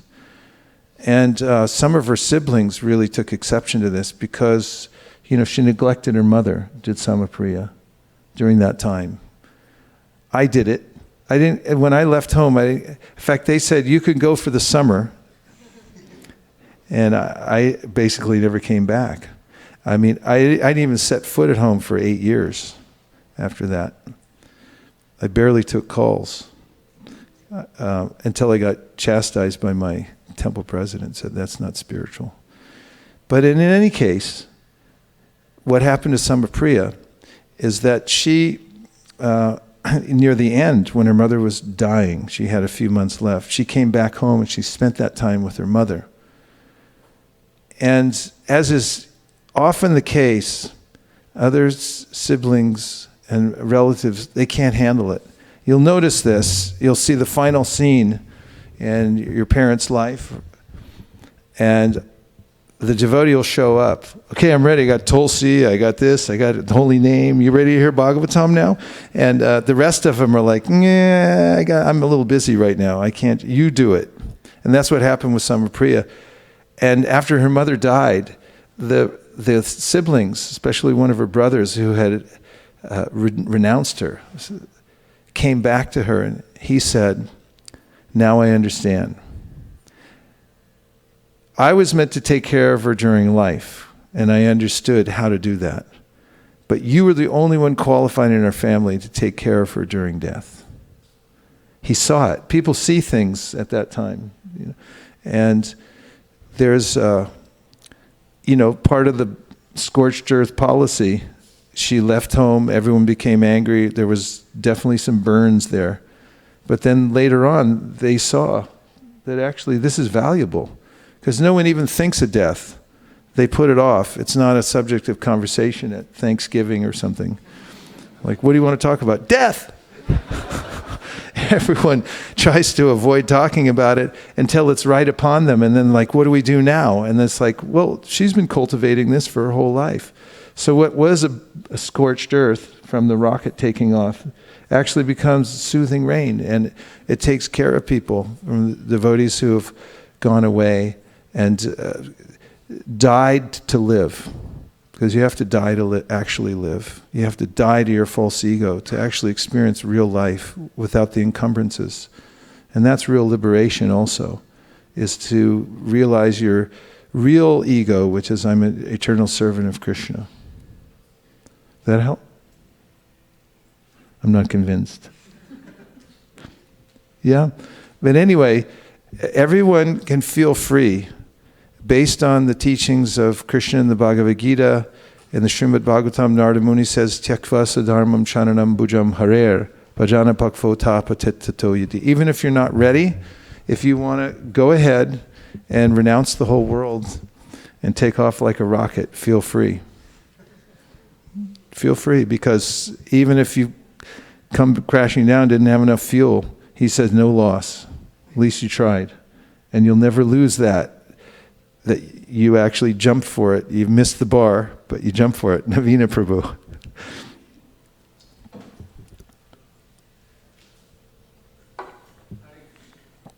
Hare Krishna. Hare Krishna. Thank you so much. Yeah, just two short anecdotes. In the ashram, we're just reading Vidura. He also took off like a rocket when he felt his presence wasn't appreciated. And after 21 years, he came back to benefit his older brother, Dhritarashtra. And so then everybody could see why he took off and appreciate it, even though he wasn't around for a long time.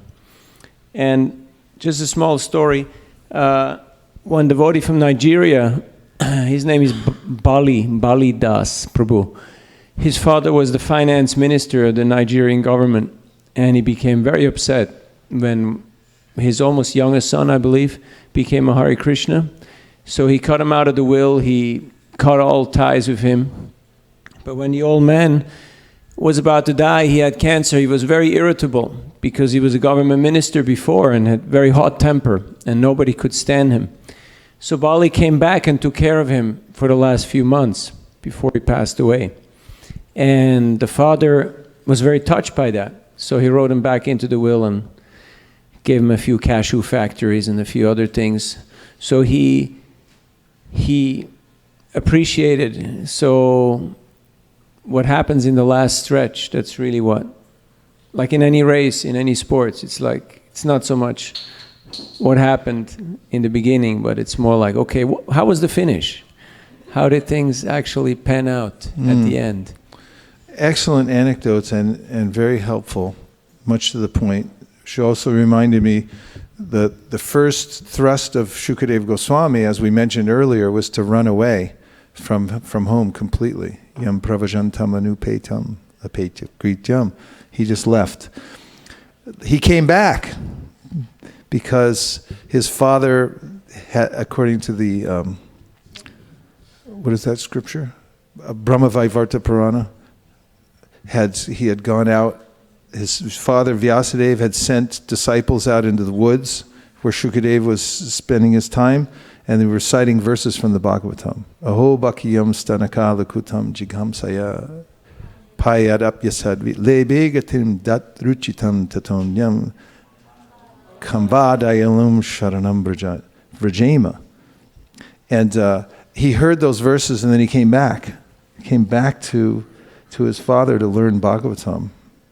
So, sometimes that thrust is there, necessary to get out of the atmosphere, and then when one has particular perspective, and you can come back to whatever it was, whatever's favorable for advancing in devotional service. Okay, there was a couple more, but we want to save a little time for anything? Yes. Thank you so much for this blissful moment. Is everyone okay? You need to stand up for 1 minute. Stand up.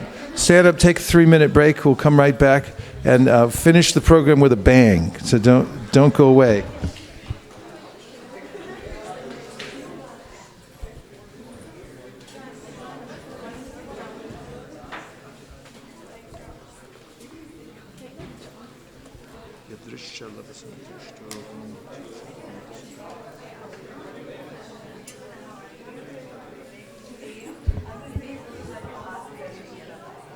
Well, you said it yesterday.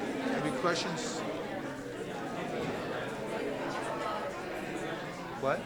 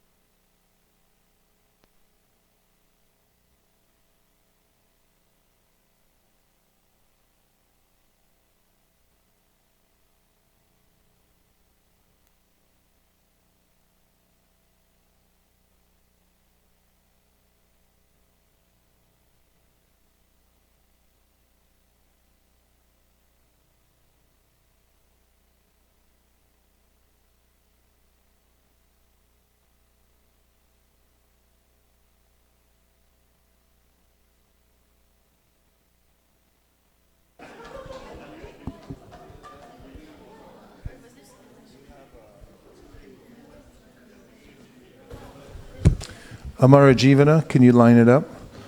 And also, where's Prikishori? Went to cook. Okay, we'll do it after a couple more questions, but we have to do our Amara Jivana. Okay, welcome back. All right. Are we pulling you away from some engagement? Okay. Thank you so much for Is everyone okay? Can you make a PowerPoint?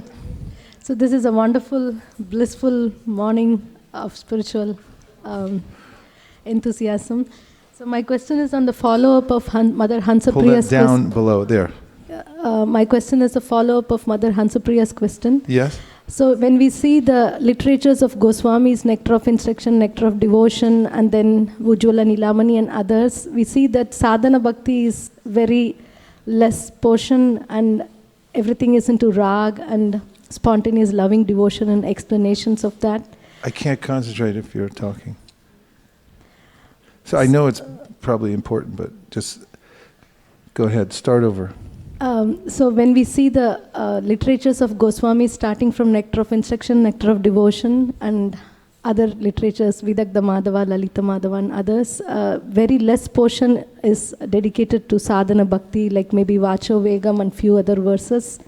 And then everything is into rag and spontaneous. Well, if you're talking about the Upadeshamrita, how that's the last few verses are dedicated to rag. Everything else up to that is Vacho Vegam, Manasakro Vegam. Then it goes into more sadhana, bhakti, vaidhi, which means the next verse is about what don't do, next verse is about what to do, then the next verse is about how to associate with devotees, the next verse is how to view the devotees.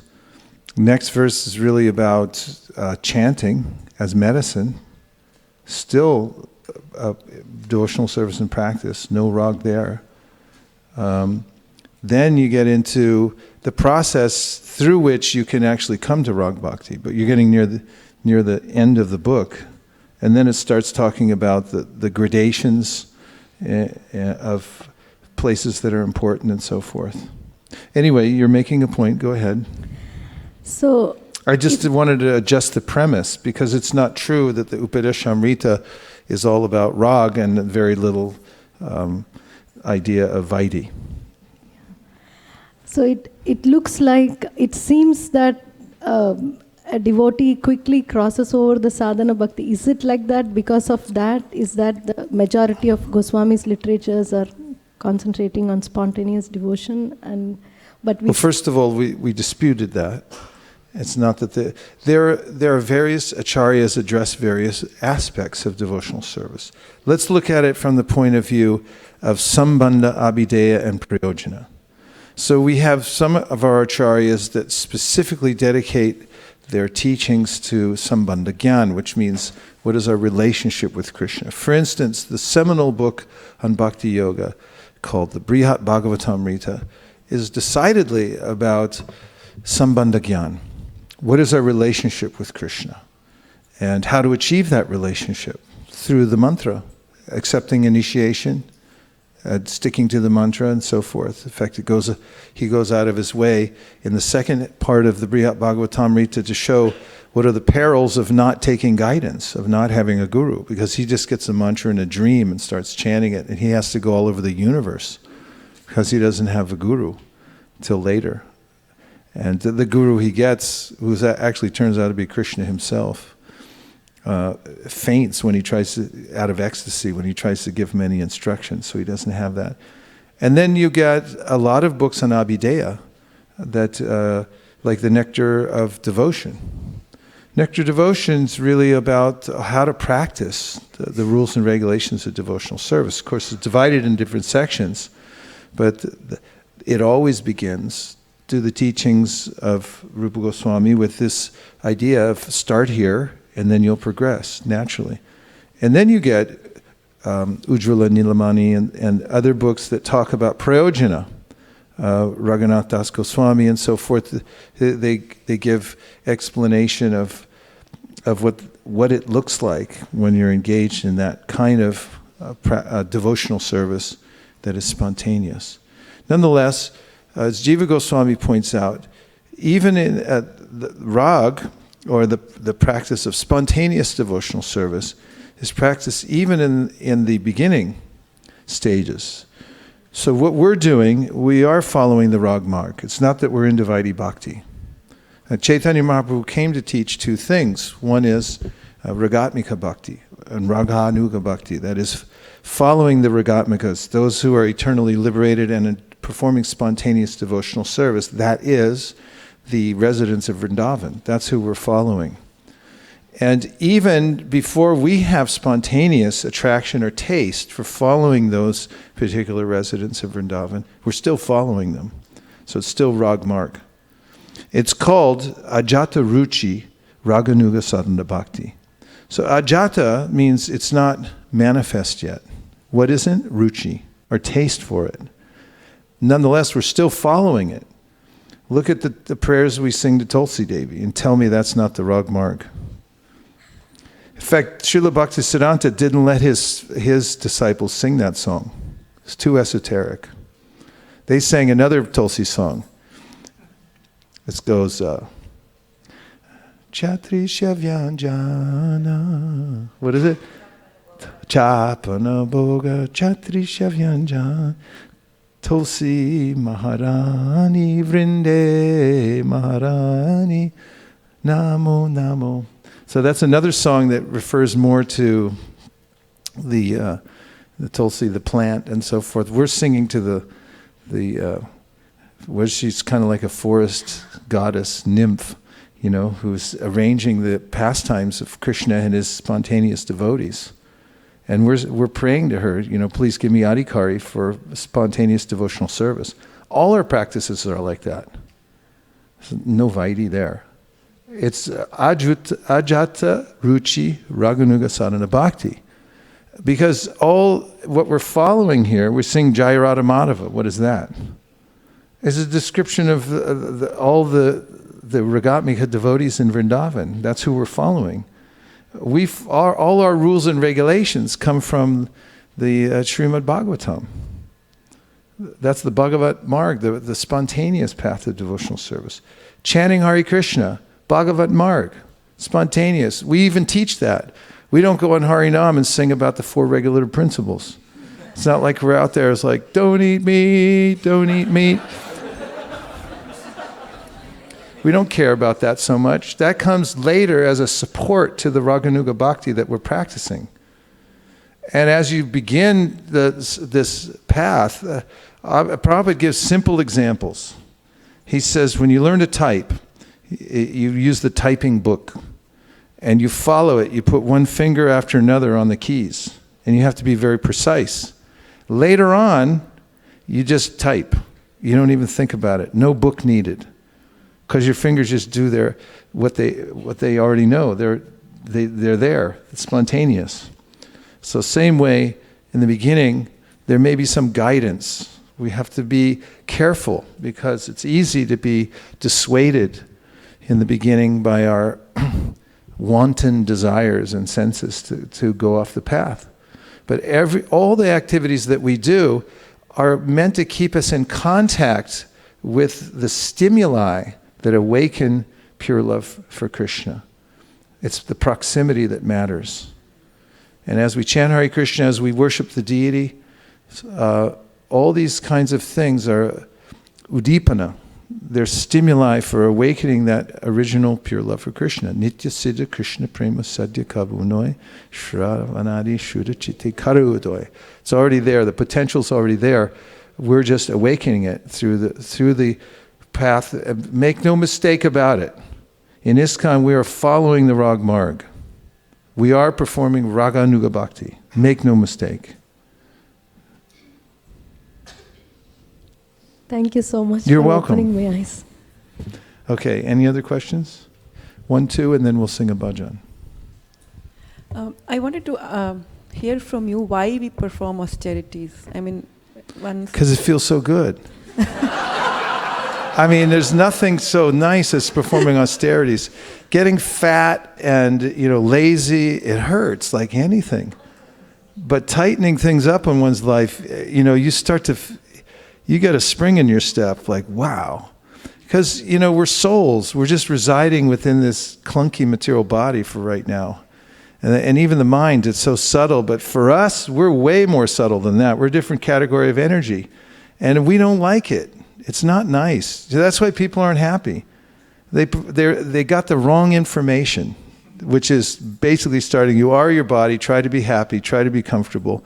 And that just doesn't work. And the more money people get, the bigger the house they get, and it's like, why aren't they happy? Because you're not your body. You're a soul. You don't belong in this place. It's not even yours. So why wouldn't you be suffering? But when you perform austerities, then you start to come to this subtle level. Ever had this experience? You fast, and then you never want to eat again? I get this all the time. I fast and just forget it, It's too much trouble. That's us. That's the soul. This whole thing is like, I gotta eat. It's a real pain, And when you realize your subtle nature, it's like, just don't eat. I don't care anymore. And then you're kind of like, I got a whole list of possibilities now. It's on a higher level. That's us. And when you perform correct austerities, that means those things in relationship with increasing your devotional service to Krishna. That's sweet. And you'll find the kind of devotional power and enthusiasm through austerities. That's the wealth of the advanced people in the world, of the brahmanas. You perform austerities. Jagnarta karmano nyata loko yam karma bandhana tarartam karma kontiya mukta sangha samachara. Krishna says right in the Gita, you want happiness, you want wealth, you want abundance, perform austerity. You'll be happy, you'll have everything you need. It's built into this wheel of sacrifice in the material world. Perform austerities, you get what you want. Otherwise, you just toil in the material world. We have one more question. Guru Maharaj, okay.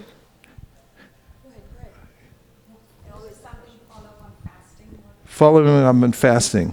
Yes. It basically, Hare Krishna, yeah. It's follow up on your fasting. It basically changes not only everything at the cellular level in your body, like it causes autophagy and everything like that, but also in the spiritual things also it changes, because sometimes when you extend your Ekadashi fast to a 3-day fast or a 5-day fast, more like you feel like you're more close to Krishna. That's what I feel like. I see. Well, I'm not recommending that. Yeah, but I'm just saying. No, but I'm saying too. What I said very precisely. Our austerities are specifically, anything that pleases Krishna. Just like, I gave this example the other day. Let's just say young boy is attracted to a young girl. Then what does he do? He figures out what's her schedule, what does she like, and he just tries and rearranges everything. And that's our austerity. We just anything we're doing, we rearrange our life so that it'll catch Krishna's attention. So he likes that. That's what I'm going to do. And the only reason we follow Ekadashi is really because Lord Chaitanya told his mother, follow Ekadashi. And if you ask anybody, what's Ekadashi? I have no idea. It's some day, it's Hari Vasara, it's the day of Hari. It was like, tell me more about it. Very few people on the planet. I've heard a few people, have done research. They can give you some eloquent answer. But the real answer for most people is, Lord Chaitanya likes it. So I'll just fast on Ekadashi. If he likes it, I'm happy. That's austerity. You do stuff that Krishna likes. We don't add extra stuff on as no add-ons necessary. We got enough in our life. Okay. There's enough holy days in the calendar if you want to fast on all of those days. Okay, what was the last one? You were talking about the typewriter and how we needed a format, and then we get better and we let go of the format. But the same logic is applied when you go to Mayavad or other philosophies, explaining that the form of Krishna that we worship is that format, because our mind cannot register the absolute beauty of the abstract form. So if we can just have some form to meditate on, and then once we advance, then we let go of the crutches of the form and accept the Supreme. That idea is inherently rotten. It doesn't appeal to those who are alive and who love and who have gratitude. It actually stinks. Because basically what you're saying is it's all utilitarian. There's no God to have gratitude for, and I'm God ultimately. It's very envious. And that's why Krishna says in the Bhagavad Gita, Klesho dikattarastesham avyakta sakta chetasam avyakta hi gatir dukam dehavadbir avapyate. He says this philosophy really actually messes you up, messes up your mind. And anybody who has that, if you hang out with them, you'll see that they're very conflicted. They're not happy. They don't have compassion or gratitude towards others. Only Nityananda can save them. And we've seen it before. We were at Dhameshwara Mahaprabhu having our kirtans in total ecstasy, chanting Hare Krishna. And there was a group of Mayavadis standing in the back. They couldn't chant. They were pretty fascinated with seeing all these people chanting, but they couldn't chant. And then we started, Doyo Nitai Chaitanya Bol, and they went nuts. And they were like, Haribo! And you can see Lord Nityananda can deliver somebody like that, who's envious of God, they want to be God, and they say, yeah, he's just there temporarily, and then all become him, and then we're nothing, and then, what kind of philosophy is that? It doesn't even make any sense. I was asking because I wanted to know what to say to them. But what you're saying is just turn around and... Well, it depends on who you're talking to. In anyone you're talking to, you have to, first of all, see if they're actually interested in coming to some conclusion. If not, then the Shastra says don't spend time. Don't waste your time. If they are interested in coming to some conclusion, you have to establish a premise. For instance, somebody says, prove there's God. You say, okay, accepting the person's sincere, please tell me what proof looks like to you.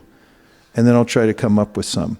Because if you just say, I'll try to prove it to you, and you have no idea what they'll accept as proof, then you're going to be spinning your wheels for a long time, and it's going to be an onerous process. Onerous. Now, we'll sing the song that solves all problems from the Sharanagati, and let's read the translation together so we get an idea of why we're singing this.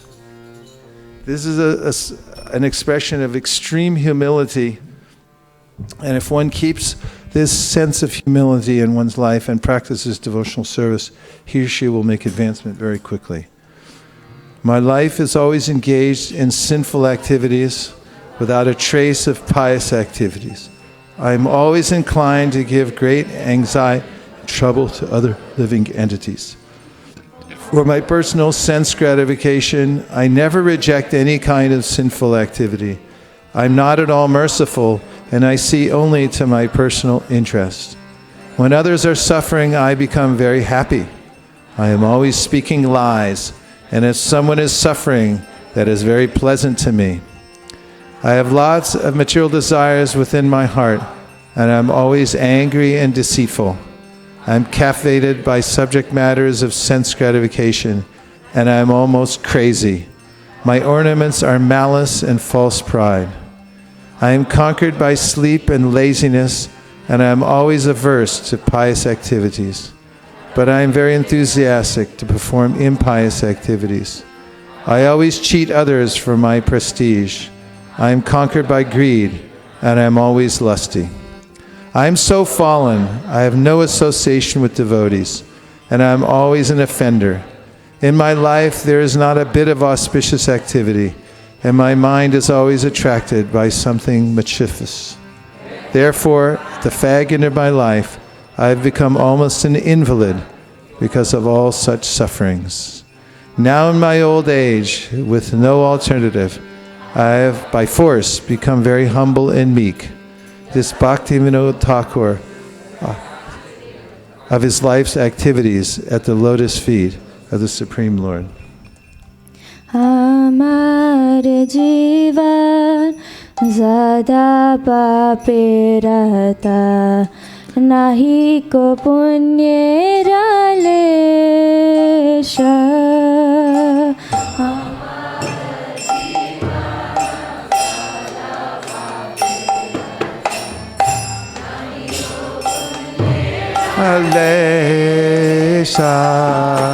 Amar jivan sada pape rata nahi ko punye ralesha.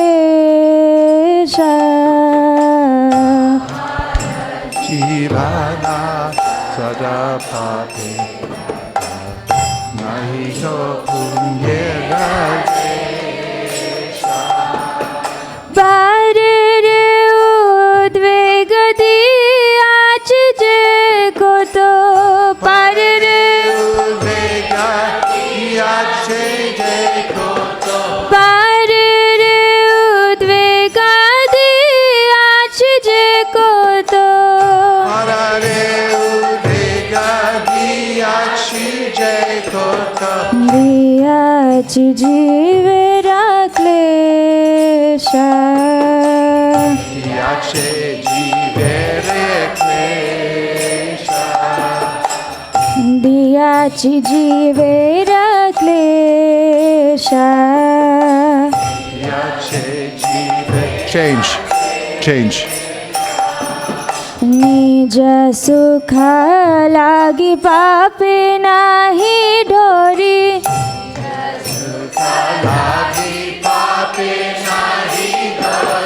दयाहीन स्वत परो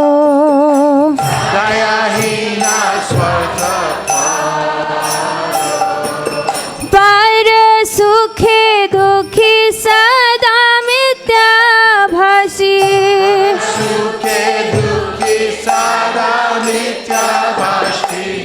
पर सुखे दुखी सदा मिथ्याभासी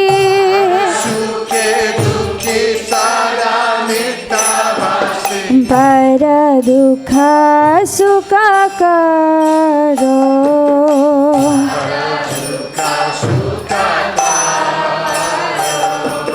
पर दुख सुख करो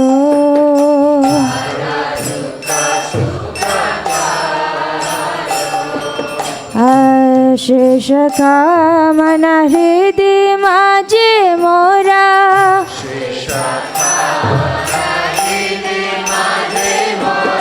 अशेष कामना हृदय माझे मोरा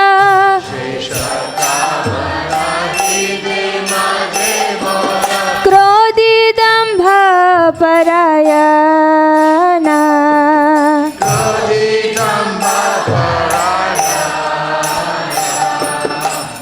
मदमत सदा विषय मोहिता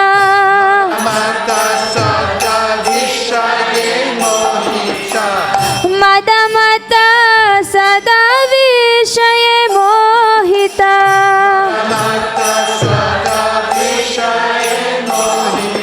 हिंसा गर्भ विभूषण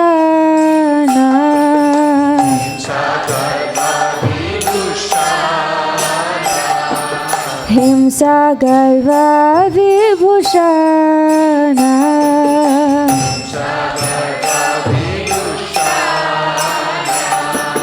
निद्रालस्य हत सुकार्य विरता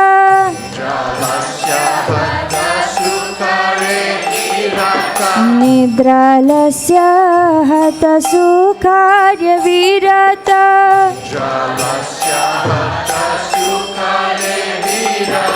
आकार्ये उद्योगी आमि आकार्ये उद्योगी आमि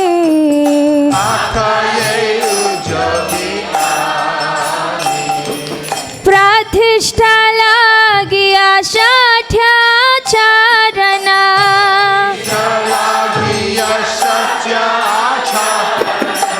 प्रतिष्ठा लागी आचारणा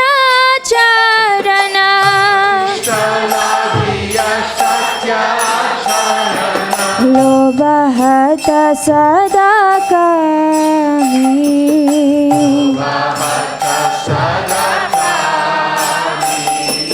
लोभहत सदा कामी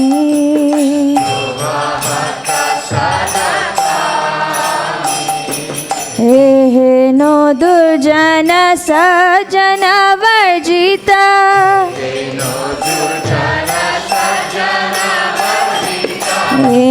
नो दुर्जन सज्जन वर्जिता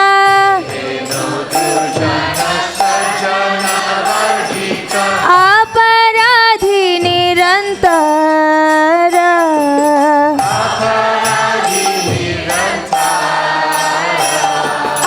अपराधी निरंतर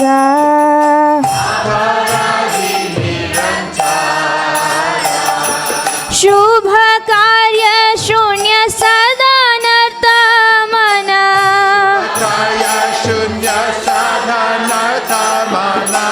शुभ कार्य शून्य सदा नर्त मना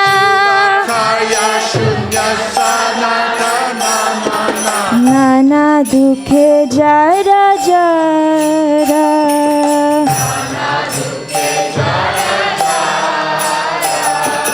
नाना दुखे जरा जरा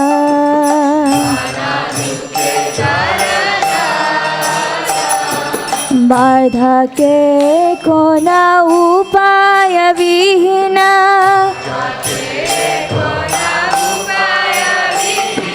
बाधा के कोना उपाय विहीना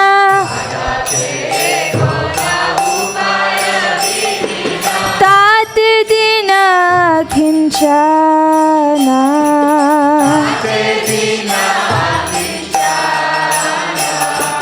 तात दिन किंचना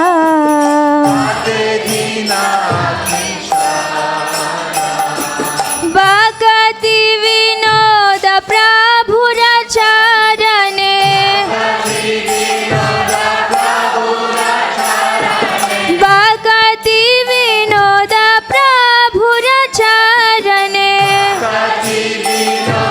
प्रभुराचरणे भक्ति विनोद प्रभुराचरणे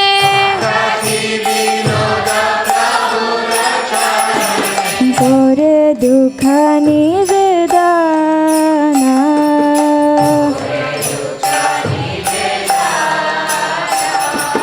गोरे दुख निवेदना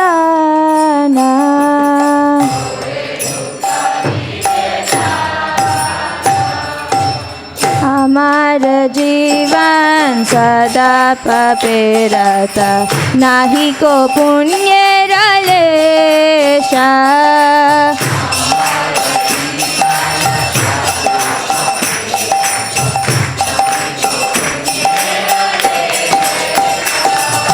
पारे उद्वेगती अछि जे कोतो पारे उद्वेगती अछि जे कोतो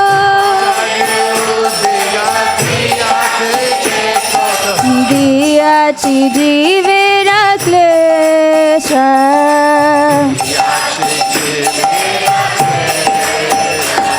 दियाछि जीवेर क्लेश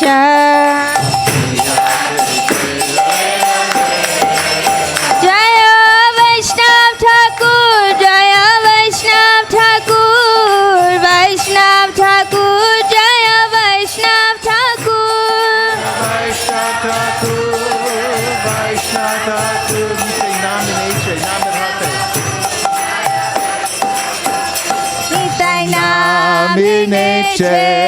Namer hate sharamuya nam dite chede nite nitai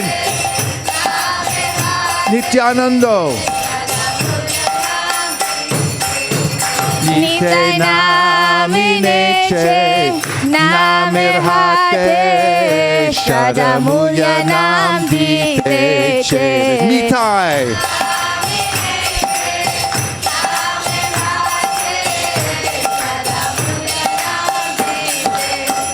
Nitai namineche namer hate shadamuya nam diteche Nitai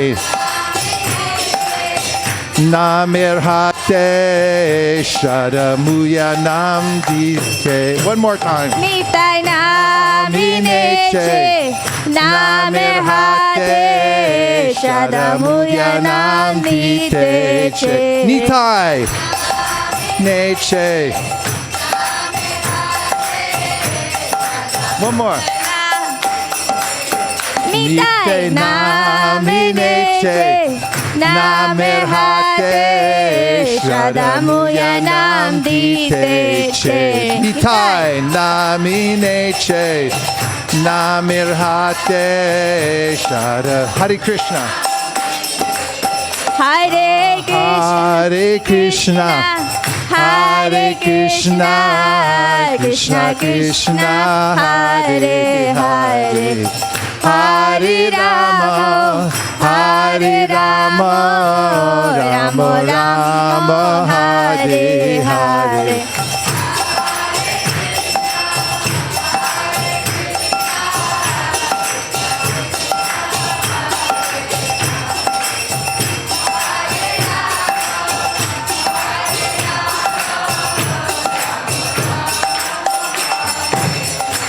Hare Krishna, Hare Krishna, Krishna Krishna, Hare Hare, Hare Rama, Hare Rama, Rama Rama, Hare Hare, Hare Krishna.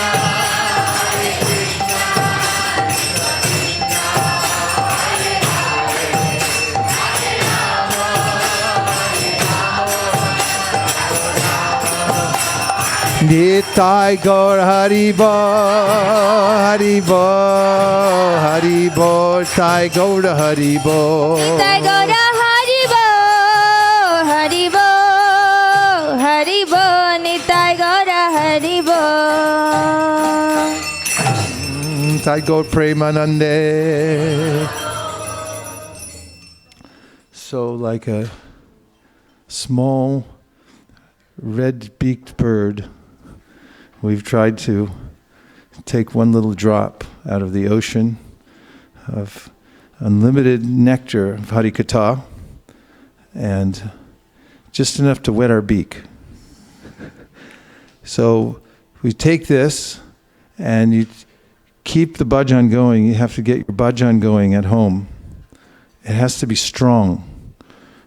And get a good, strong bhajan at home means you have to chant really good rounds.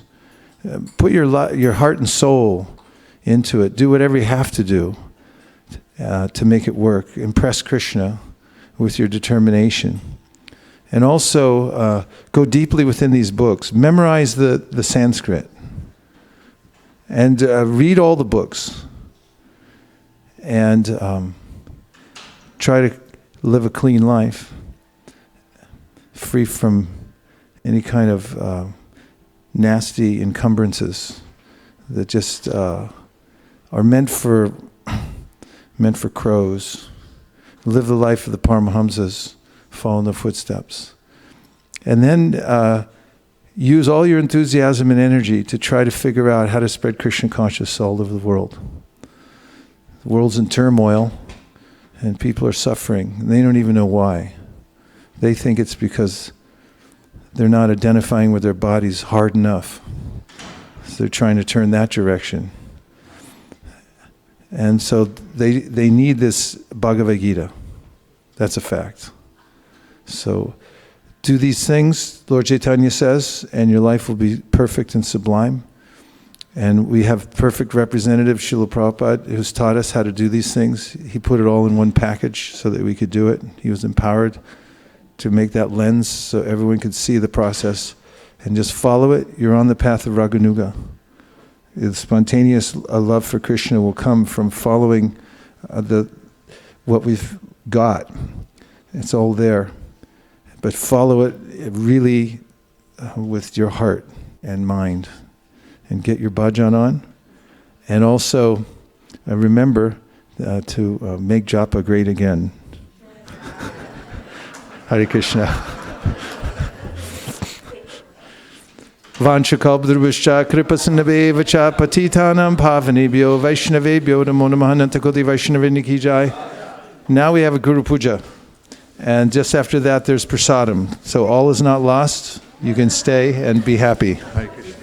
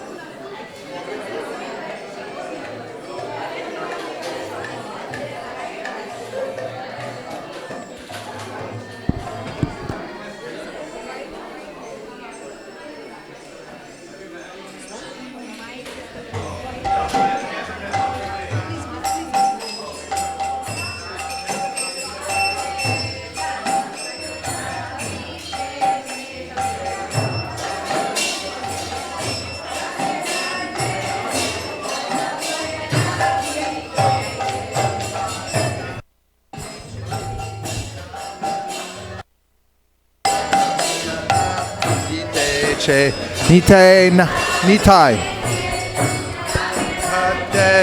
Sharamulyanam Ditech Nitai Namineche Namirhate Sharamulyanam Ditech Nitai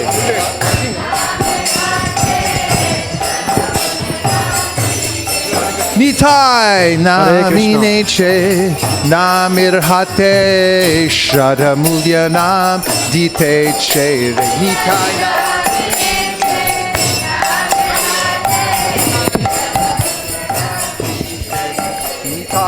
Namineche Namirhate Shadamulyanam Diteche Nitai Namineche Namirhate Shadamulyanam Dite Nite Namineche Namirhate Shadamulyanam Diteche Nite Na Nitai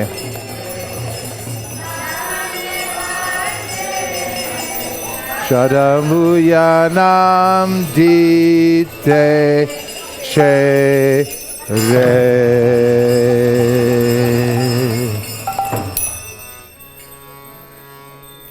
Namashreshtam Manamapi Shachiputra Matra Sarupam Shirupam Tasya Grajam Uruparim Matarim Goshtavatim Radha Kundam Girivaramoho Radhika Madhavasham Prapto Yasya Pratita Kripaya Shri Gurum Tam Datosmi He Guru Gyanada Dinabando Swananda Data Korunaika Sindo Vrindavana Sinahitavata Prasida Radha Pranaya Prachara.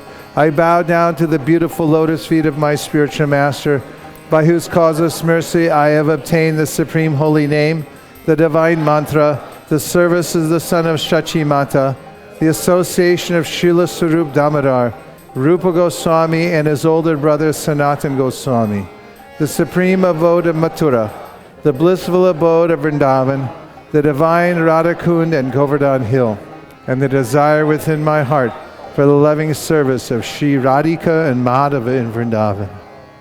O spiritual master, O giver of divine wisdom, O friend of the fallen, you are the giver of your own bliss, and you are the only ocean of mercy.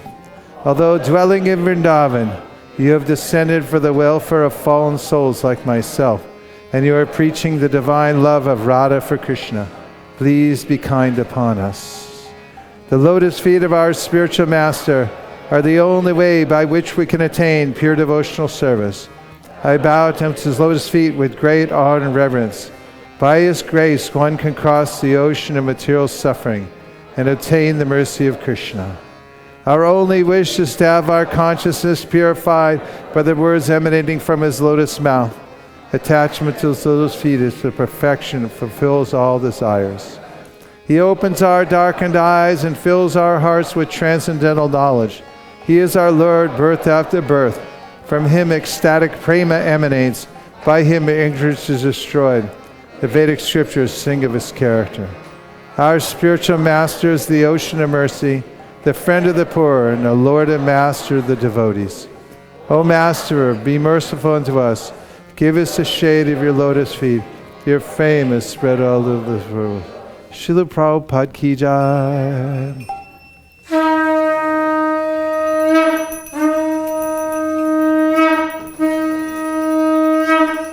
Shri Guru Charana Padma Kevala Bhakati Sadma.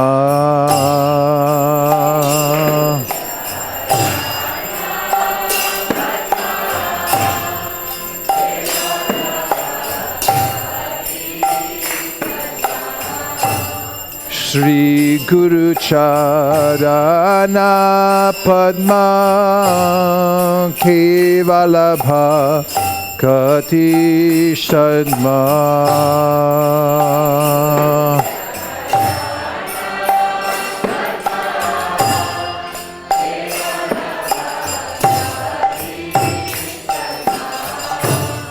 Bando Mui Savadana Mate.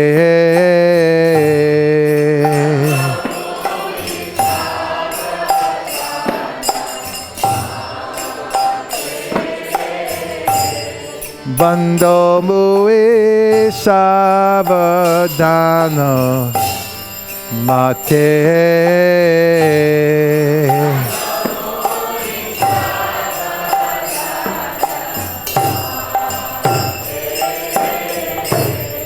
Jahara prasade bhai bhavato riyaja.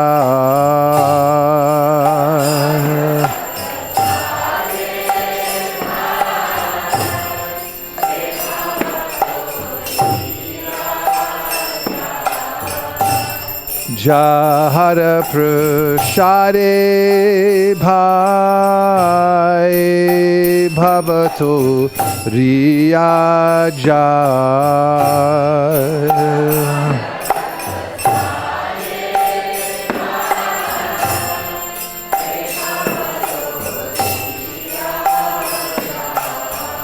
Krishna prapti hoy jaha hoy te.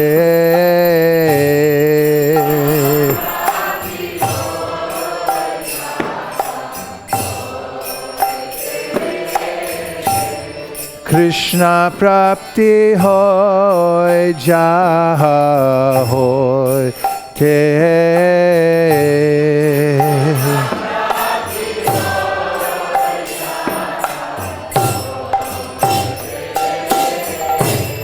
Guru Mukha Padma Vakya Chitete Ko Riya Oikya.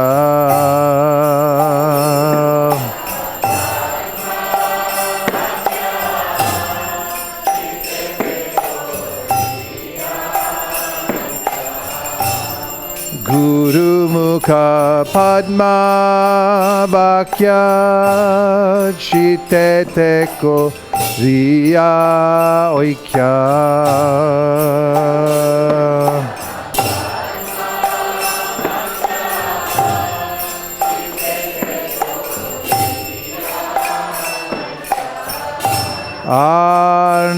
Anakori ho mane asha.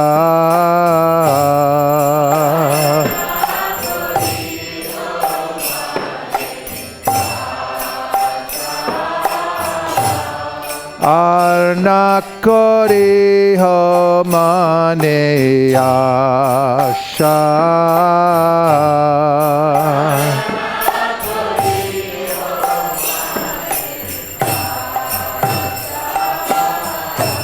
Shri Guru Charane Ratiye Sheyu Tamagati.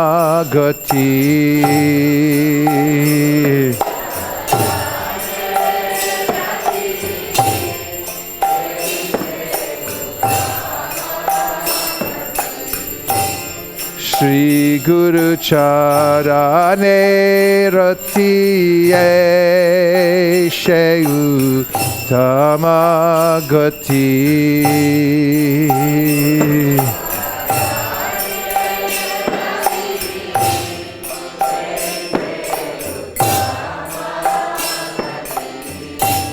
Jai Prashade Pure Sarva Asha.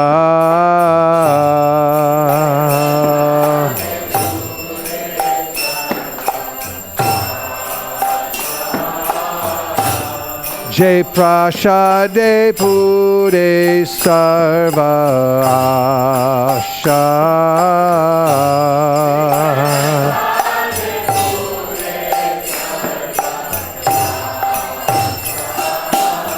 Chakudano dilo je, janme janme Prabhu she.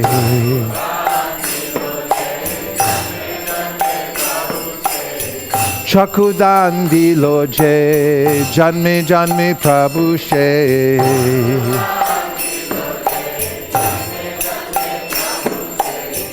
Divya Gyan Hride Prakashita.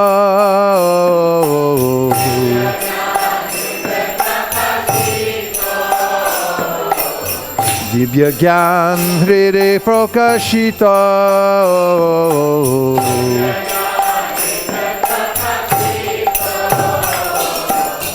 Prema Bhakti Ja Hoite Abhidya Vinasa Jate.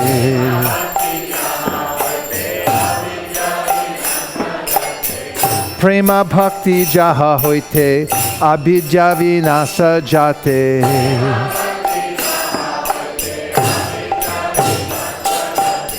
Vidikai Jahara Charito.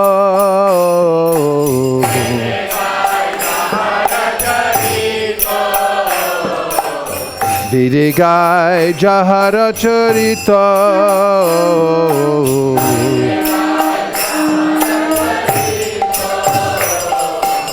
Shri Guru Karuna Sindhu Adhama Janara Bandhu.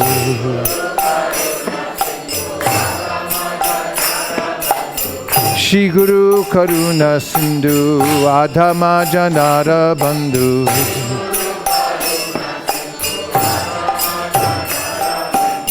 Lokana Lokera Jivana.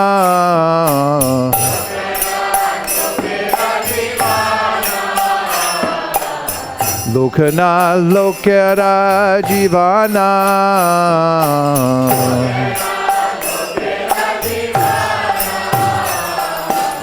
Ha ha Prabhu Kora Doya Dehamore Pada Chaya.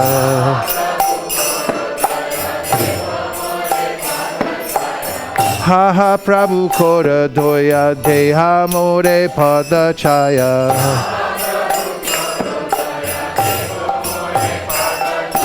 Ebe Jashku Shik Tribhuvana.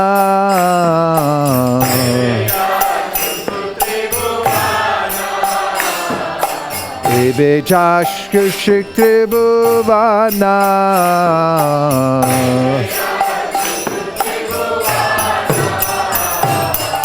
Shri Guru Karuna Sindhu Adhama Janara Bandhu.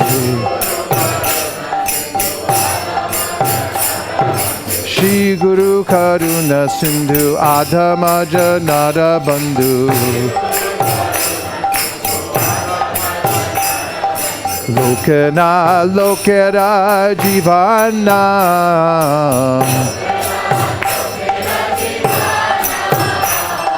Lokana Lokera Jivana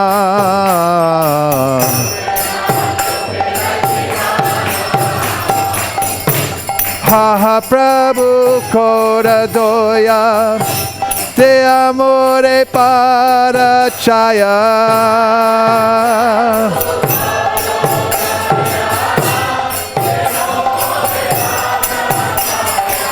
Ha ha Prabhu Kora Doya De amore para chaya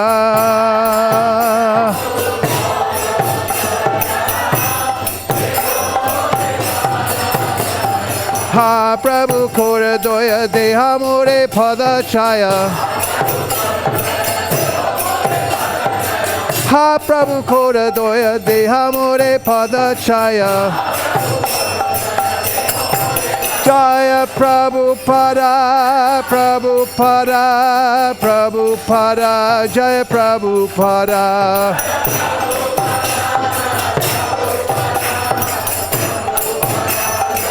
Jaya Jaya Prabhupada, Prabhupada, Prabhupada, Jaya Jaya Prabhupada.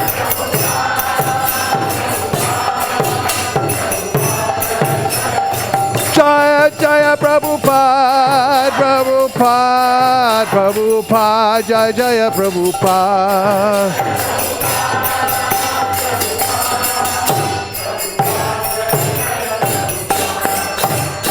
Namo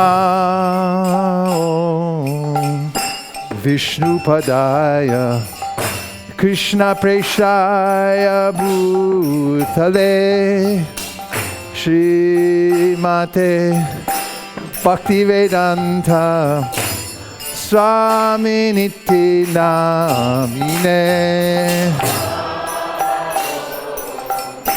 Srila Prabhupada Ki Jai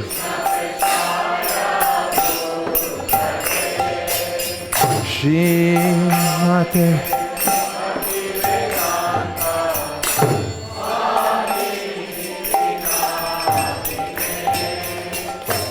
Namaste Saraswate Deve Gauravani Prachadine Nirvishesha Shunyavadi Paschatyarishatarine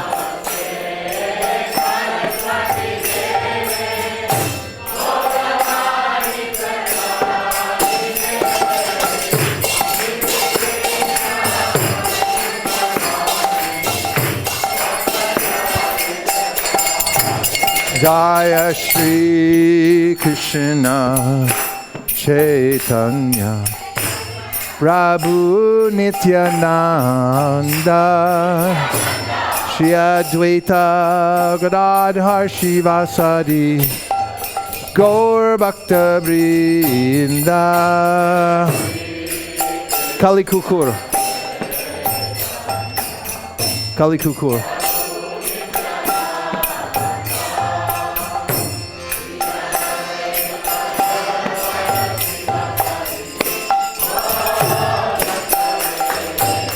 Jaya Shri Krishna Chaitanya Prabhu Nityananda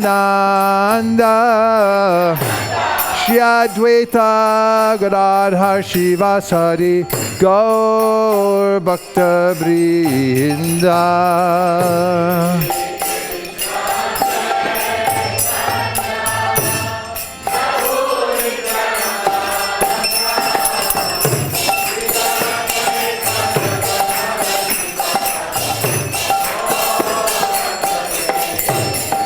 Jai Shri Krishna Chaitanya Prabhu Nityananda Shri Advaita Gadadhar Shivasadi Gaur Bhakta Vrinda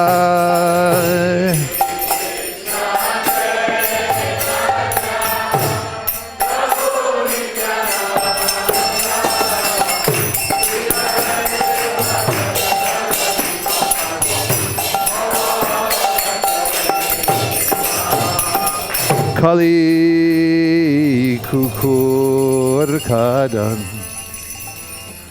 Jadi chao hey. Where's Shamalangi?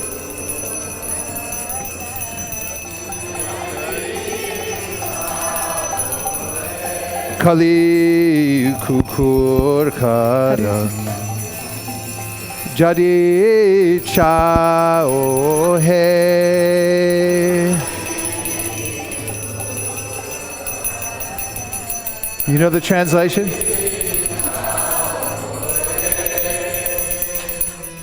If you want to be saved from the mad dog of Kali, yes, then sing the names of Sri Kali Yuga Pavana, one who purifies the Kali Yuga and who can save you from all the fear of Kali Yuga. Sing his name, Sri Sachinandan. Kali Yuga Pavana Koli Boya Nashana Shri Sachinandana Gao Hey. Kali Yuga Pavana Koli Boya Nashana Gadadhar Madhan Nitaye Pranadan Advaita Papujita Gora. Okay, too high.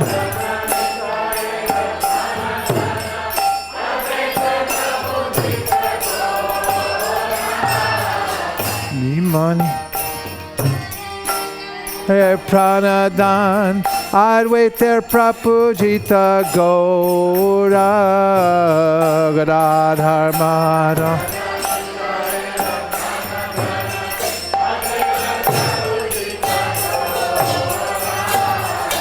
Nimani Vishwamba Srinivasishva Bhakta Samuha Chitta Chora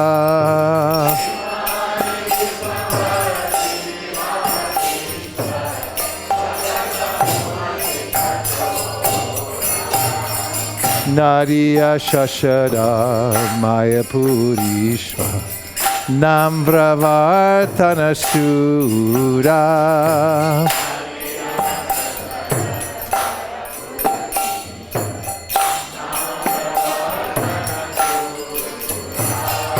Grihi Jana Shikshaka Nyasi Kula Nayaka Maravarada Bhava Pura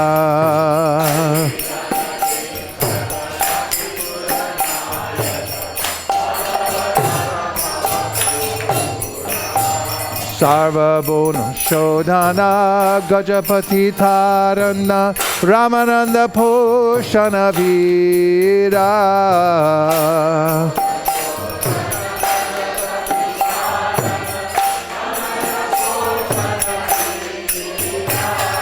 Rupananda Vardhana Sanatana Palana Haridas Modhana Dhira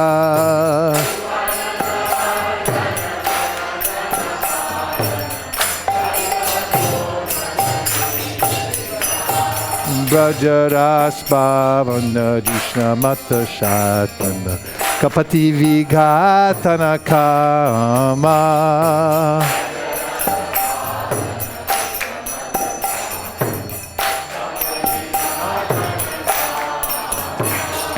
Shuddha Bhakta Palana Shuksha Jnana Tarana Chala Bhakti Dushana Rama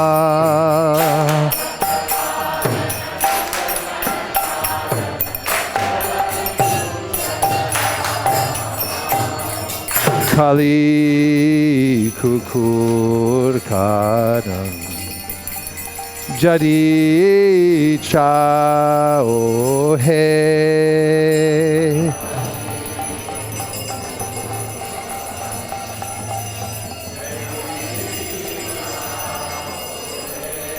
Kali Juga Pavana Koli Boy Nashana Shri Sachinandana Gao He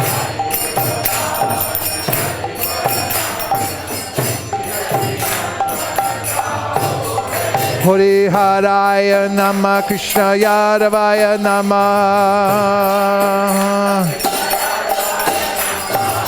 Yadavaya Madhavaya Keshavaya Namah. Gopal Govinda Ram Sri Madhusudan. Giridhari Gopinath Madan Mohan. Shri Chaitanya Nityananda Shri Advaita Sita.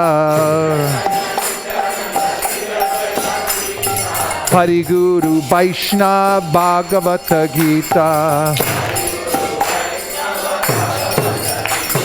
Shri Rup Sanatan Bhatta Raghunath.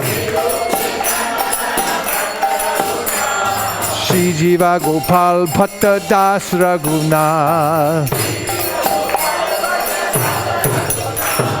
H.I. Gosai Kodir Charanavandan.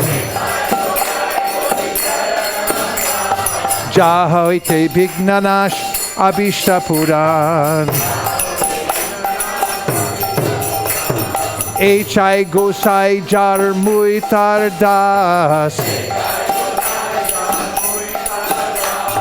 Tansavara Pararenu Moda Panchagra. Tandera Charana Sevi Bhakta Sanivas. Janame Janame Hoye Abila. H.I. Gosai Jabe Braje Kolabas. Radha Krishna Nitya Lila Koila Prakash. Shri Shri Radha Krishna Nitya Lila Koila Prakash. Get ready! Oh! Bolo Anande Bolo Hari Bhaja Vrindavan. Bolo Anande Bolo Hari Bhaja Vrindavan. Bhaja Vrindavan, Bhaja Vrindavan. Oh, Bhaja Vrindavan, Bhaja Vrindavan. Bolo Anande Bolo Hari Bhaja Vrindavan. Bolo Anande Bolo Hari Bhaja Vrindavan. Shri Guru Vaishnava Pade Mojabiyaman. Shri Guru Vaishnava Padma Kodiyas. Hari Nam Sankirtan Kohe Narottamoda. Hare Krishna, Hare Krishna, Krishna Krishna, Hare Hare. Hare Rama, Hare Rama, Rama Rama, Hare Hare. Krishna.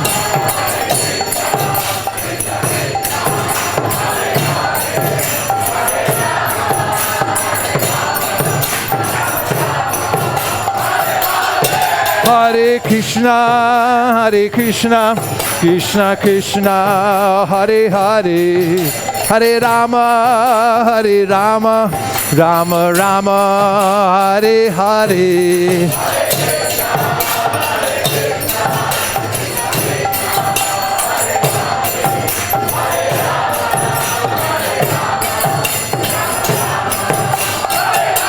Hare Krishna, Hare Krishna, Krishna Krishna, Hare Hare. Hare Rama, Hare Rama, Rama Rama, Hare Hare. Hare Krishna, Hare Krishna, Krishna Krishna, Hare Hare. Haribo, Haribo, go Premanande.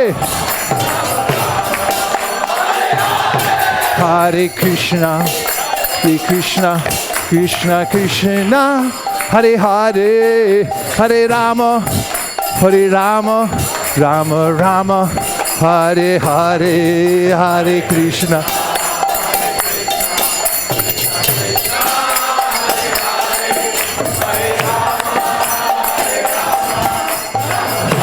Hey, Hare Krishna, Krishna, Krishna Krishna, Hare Hare, Hare Rama, Rama Rama, Hare Hare.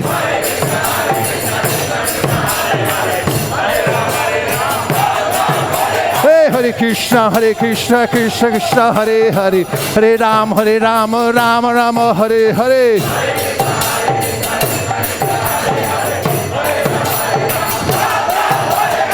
Hare Krishna, Krishna Krishna, Hare Hare, Hare Rama, Rama Rama, Hare Hare.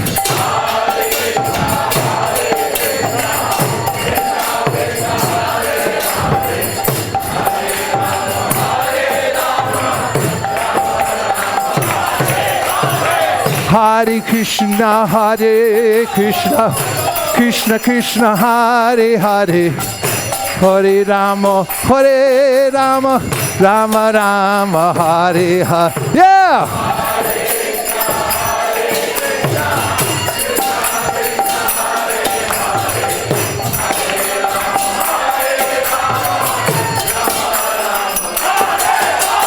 Hare Krishna, Krishna Krishna, Hare Hare, Hare Rama, Rama Rama, Hare Hare.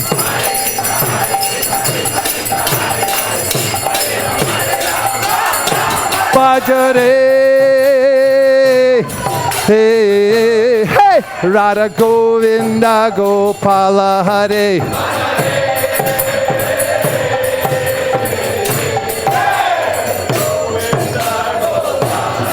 Bhajare,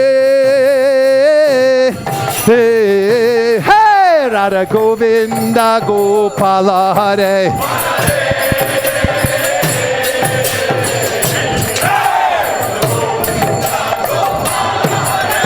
Radhe Govinda, oh Radhe Govinda, Radhe Gopala, oh Radhe Gopala. Bhajare,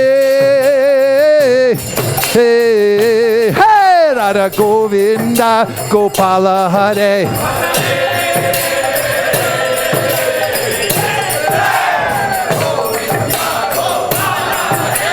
Radhe Govinda, Radhe Gopala, Radha Shama Sundar,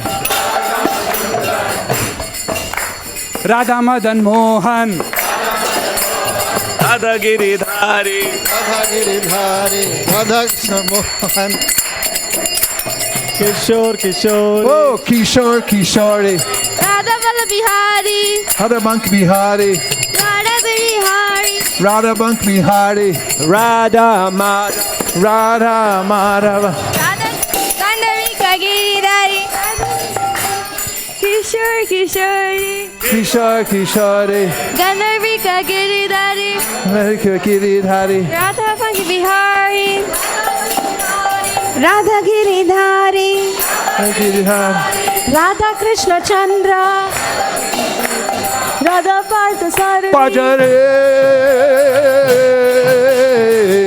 hey, Radha Govinda Gopala Hare, Hare.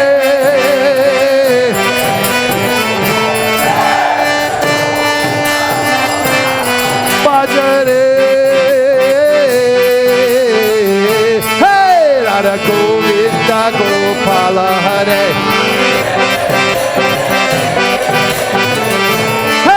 Radha Govinda. I say Shri Bhagavan ko mere parambara pranam hai. I say Shri Bhagavan ko parambara. I say Shri Jnana Shyama ko mere parambara pranam hai. Jnana Shyama ko mere.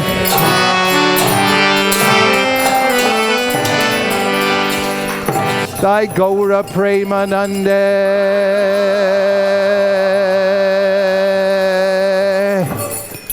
Nitai Gaura Haribo Haribo Haribo Nitai Gaura Haribo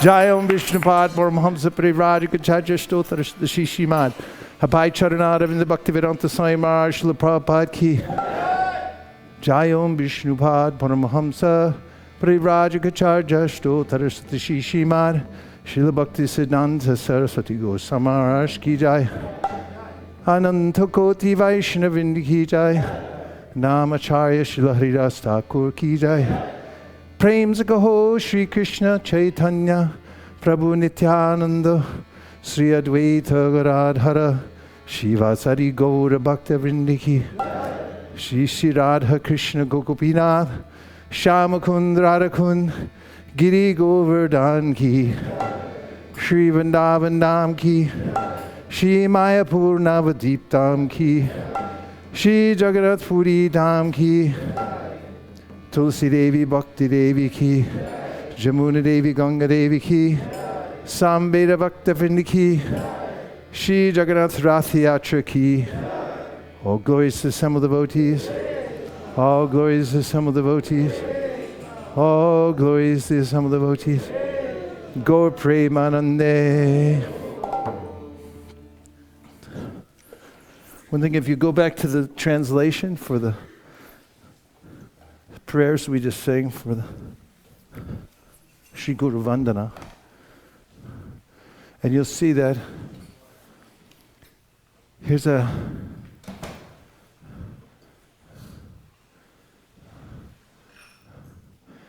put in the Bengali. Hare Krishna, Hare Krishna, Krishna Krishna. There. Keep going. Not that far. Okay. Jaho prashadi bhaiba toriya jai. So brother, by the prasade, by mercy, bhava toriya means one will rise above, will cross over bhava, the material world. Krishna prapti, and you'll attain Krishna. Jaho hoite, next. Guru mukha padma bhakya. So by the words of the Guru, chitete koriya aikya, ar na koriyo mane asha. This is my desire to hear these words that bring me to the highest state. Shri Guru charane rati. So this rati is a very high level of consciousness. It's and when one actually develops a spontaneous attraction, love for Krishna, rati. So it's being said in this prayer, Shri Guru Charane Rati. If you develop this rati, or attachment, love for your Guru, Eshe Uttamagati, then you'll attain the supreme destination. So the spontaneous devotional starts with attachment to your Guru, the order of your Guru, following the Guru. Ye prashade puri sharva. So this is the sum and substance of this prayer. It's like, if you attach yourself to the Guru and the lotus feet of the Guru, then naturally you'll develop the higher states of devotional service. It's not that someone has to figure out something complicated in the Rag Marg. It's a very natural. Of course, Rag Marg means spontaneous, but spontaneous love and attraction and following will start with one's Guru. When one finds a Vaishnav that one falls in love with, and actually, I want to be like that person, and then becomes attached. This is the pathway saying to success in devotional service. It's not very complicated. Simple. And the last part is Shri Guru Karuna Sindhu Adhama Janara Bandhu Lokanath Lokera Jiva Haha Prabhu Koradoya Dehamuri Parachaya. So anybody who's following the Krishna as he designates in the Bhagavad Gita, then the person becomes a representative and becomes glorified all over the three worlds. But especially the great acharyas who are self-effulgent and who light the path for everybody. So we glorify Srila Prabhupada as Abhijash Gushik Tribhuvan. Who could be more famous or successful in all of the three worlds? And no one can imitate, but we can sit at the lotus feet of Srila Prabhupada by cooperating to spread his mission, and all the mercy necessary will come flowing down through the Sangha of devotees sitting at the lotus feet of the Acharya. Om Tat Sat. We'd like to welcome back Damodar Vamsidhari Prabhu. Hare Krishna.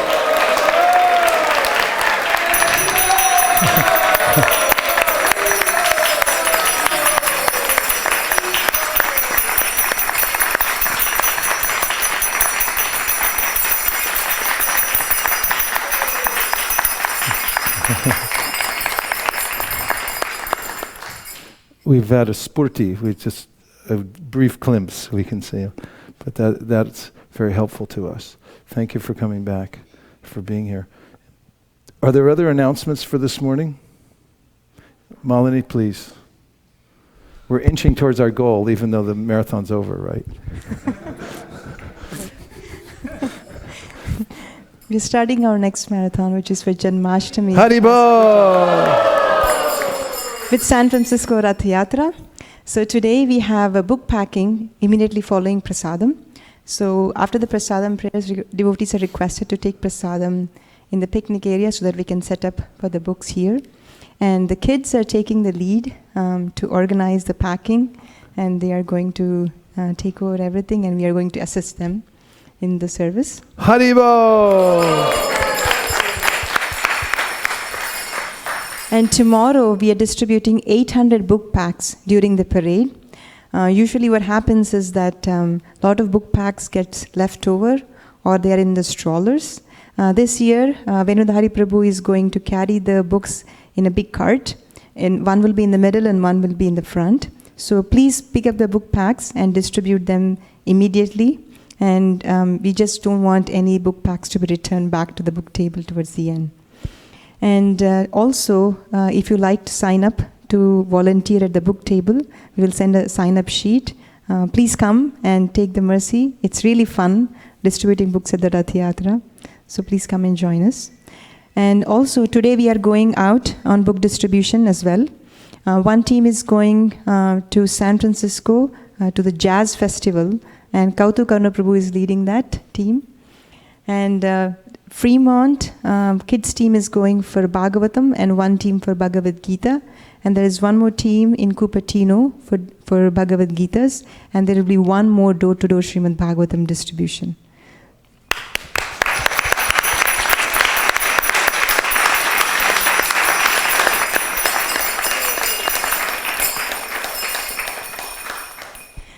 Prabhuji, if you can say some inspiring words that devotees can participate in the Rath Yatra tomorrow and distribute the books.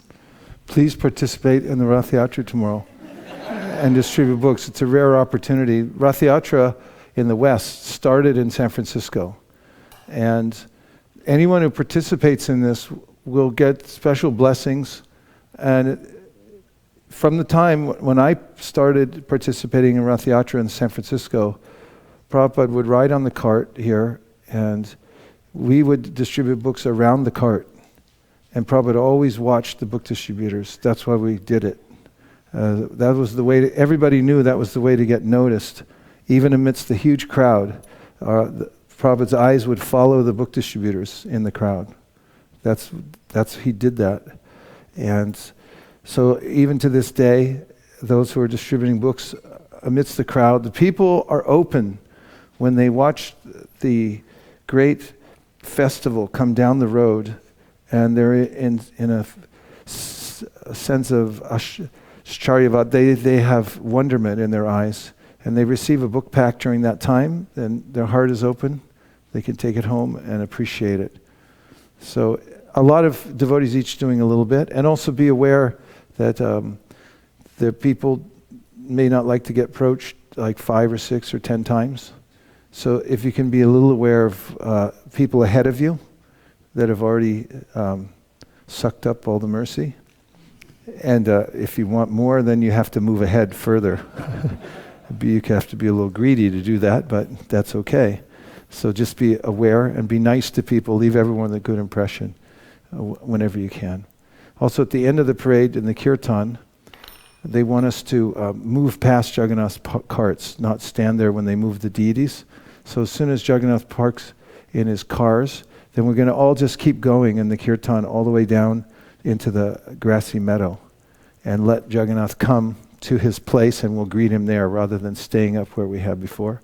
Also, I don't know what the configuration of tables will be today because it's not Festival of India set up. It's a different one. So please go early and claim your spot. Take no prisoners and we don't take no for an answer. Just make sure you get a good spot for the book distribution so that we can distribute multiple copies of books. It's the most important activity going on there at the Rath Yatra. Also, we're going to have prayers together in front of Lord Jagannath. So we'll try to do that a little earlier this time because it got late last time. So earlier on, we have the shlokas. Shraddha, what's the situation with all the verses?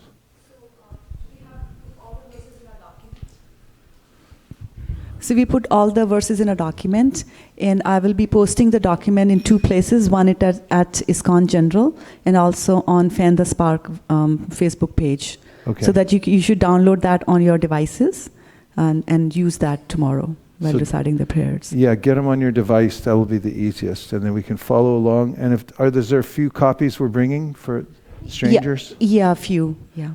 Okay. 5 copies. And we'll have a sound system like we did last year? We should, definitely. Okay. All right.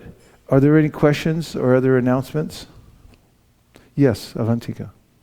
Hare Krishna. Yes. Today's prasadam was cooked by Kuladweep Prabhu. And for cleaners, we still do need help in the kitchen. So if anyone's interested, please head to the kitchen afterwards. Haribol. Haribol.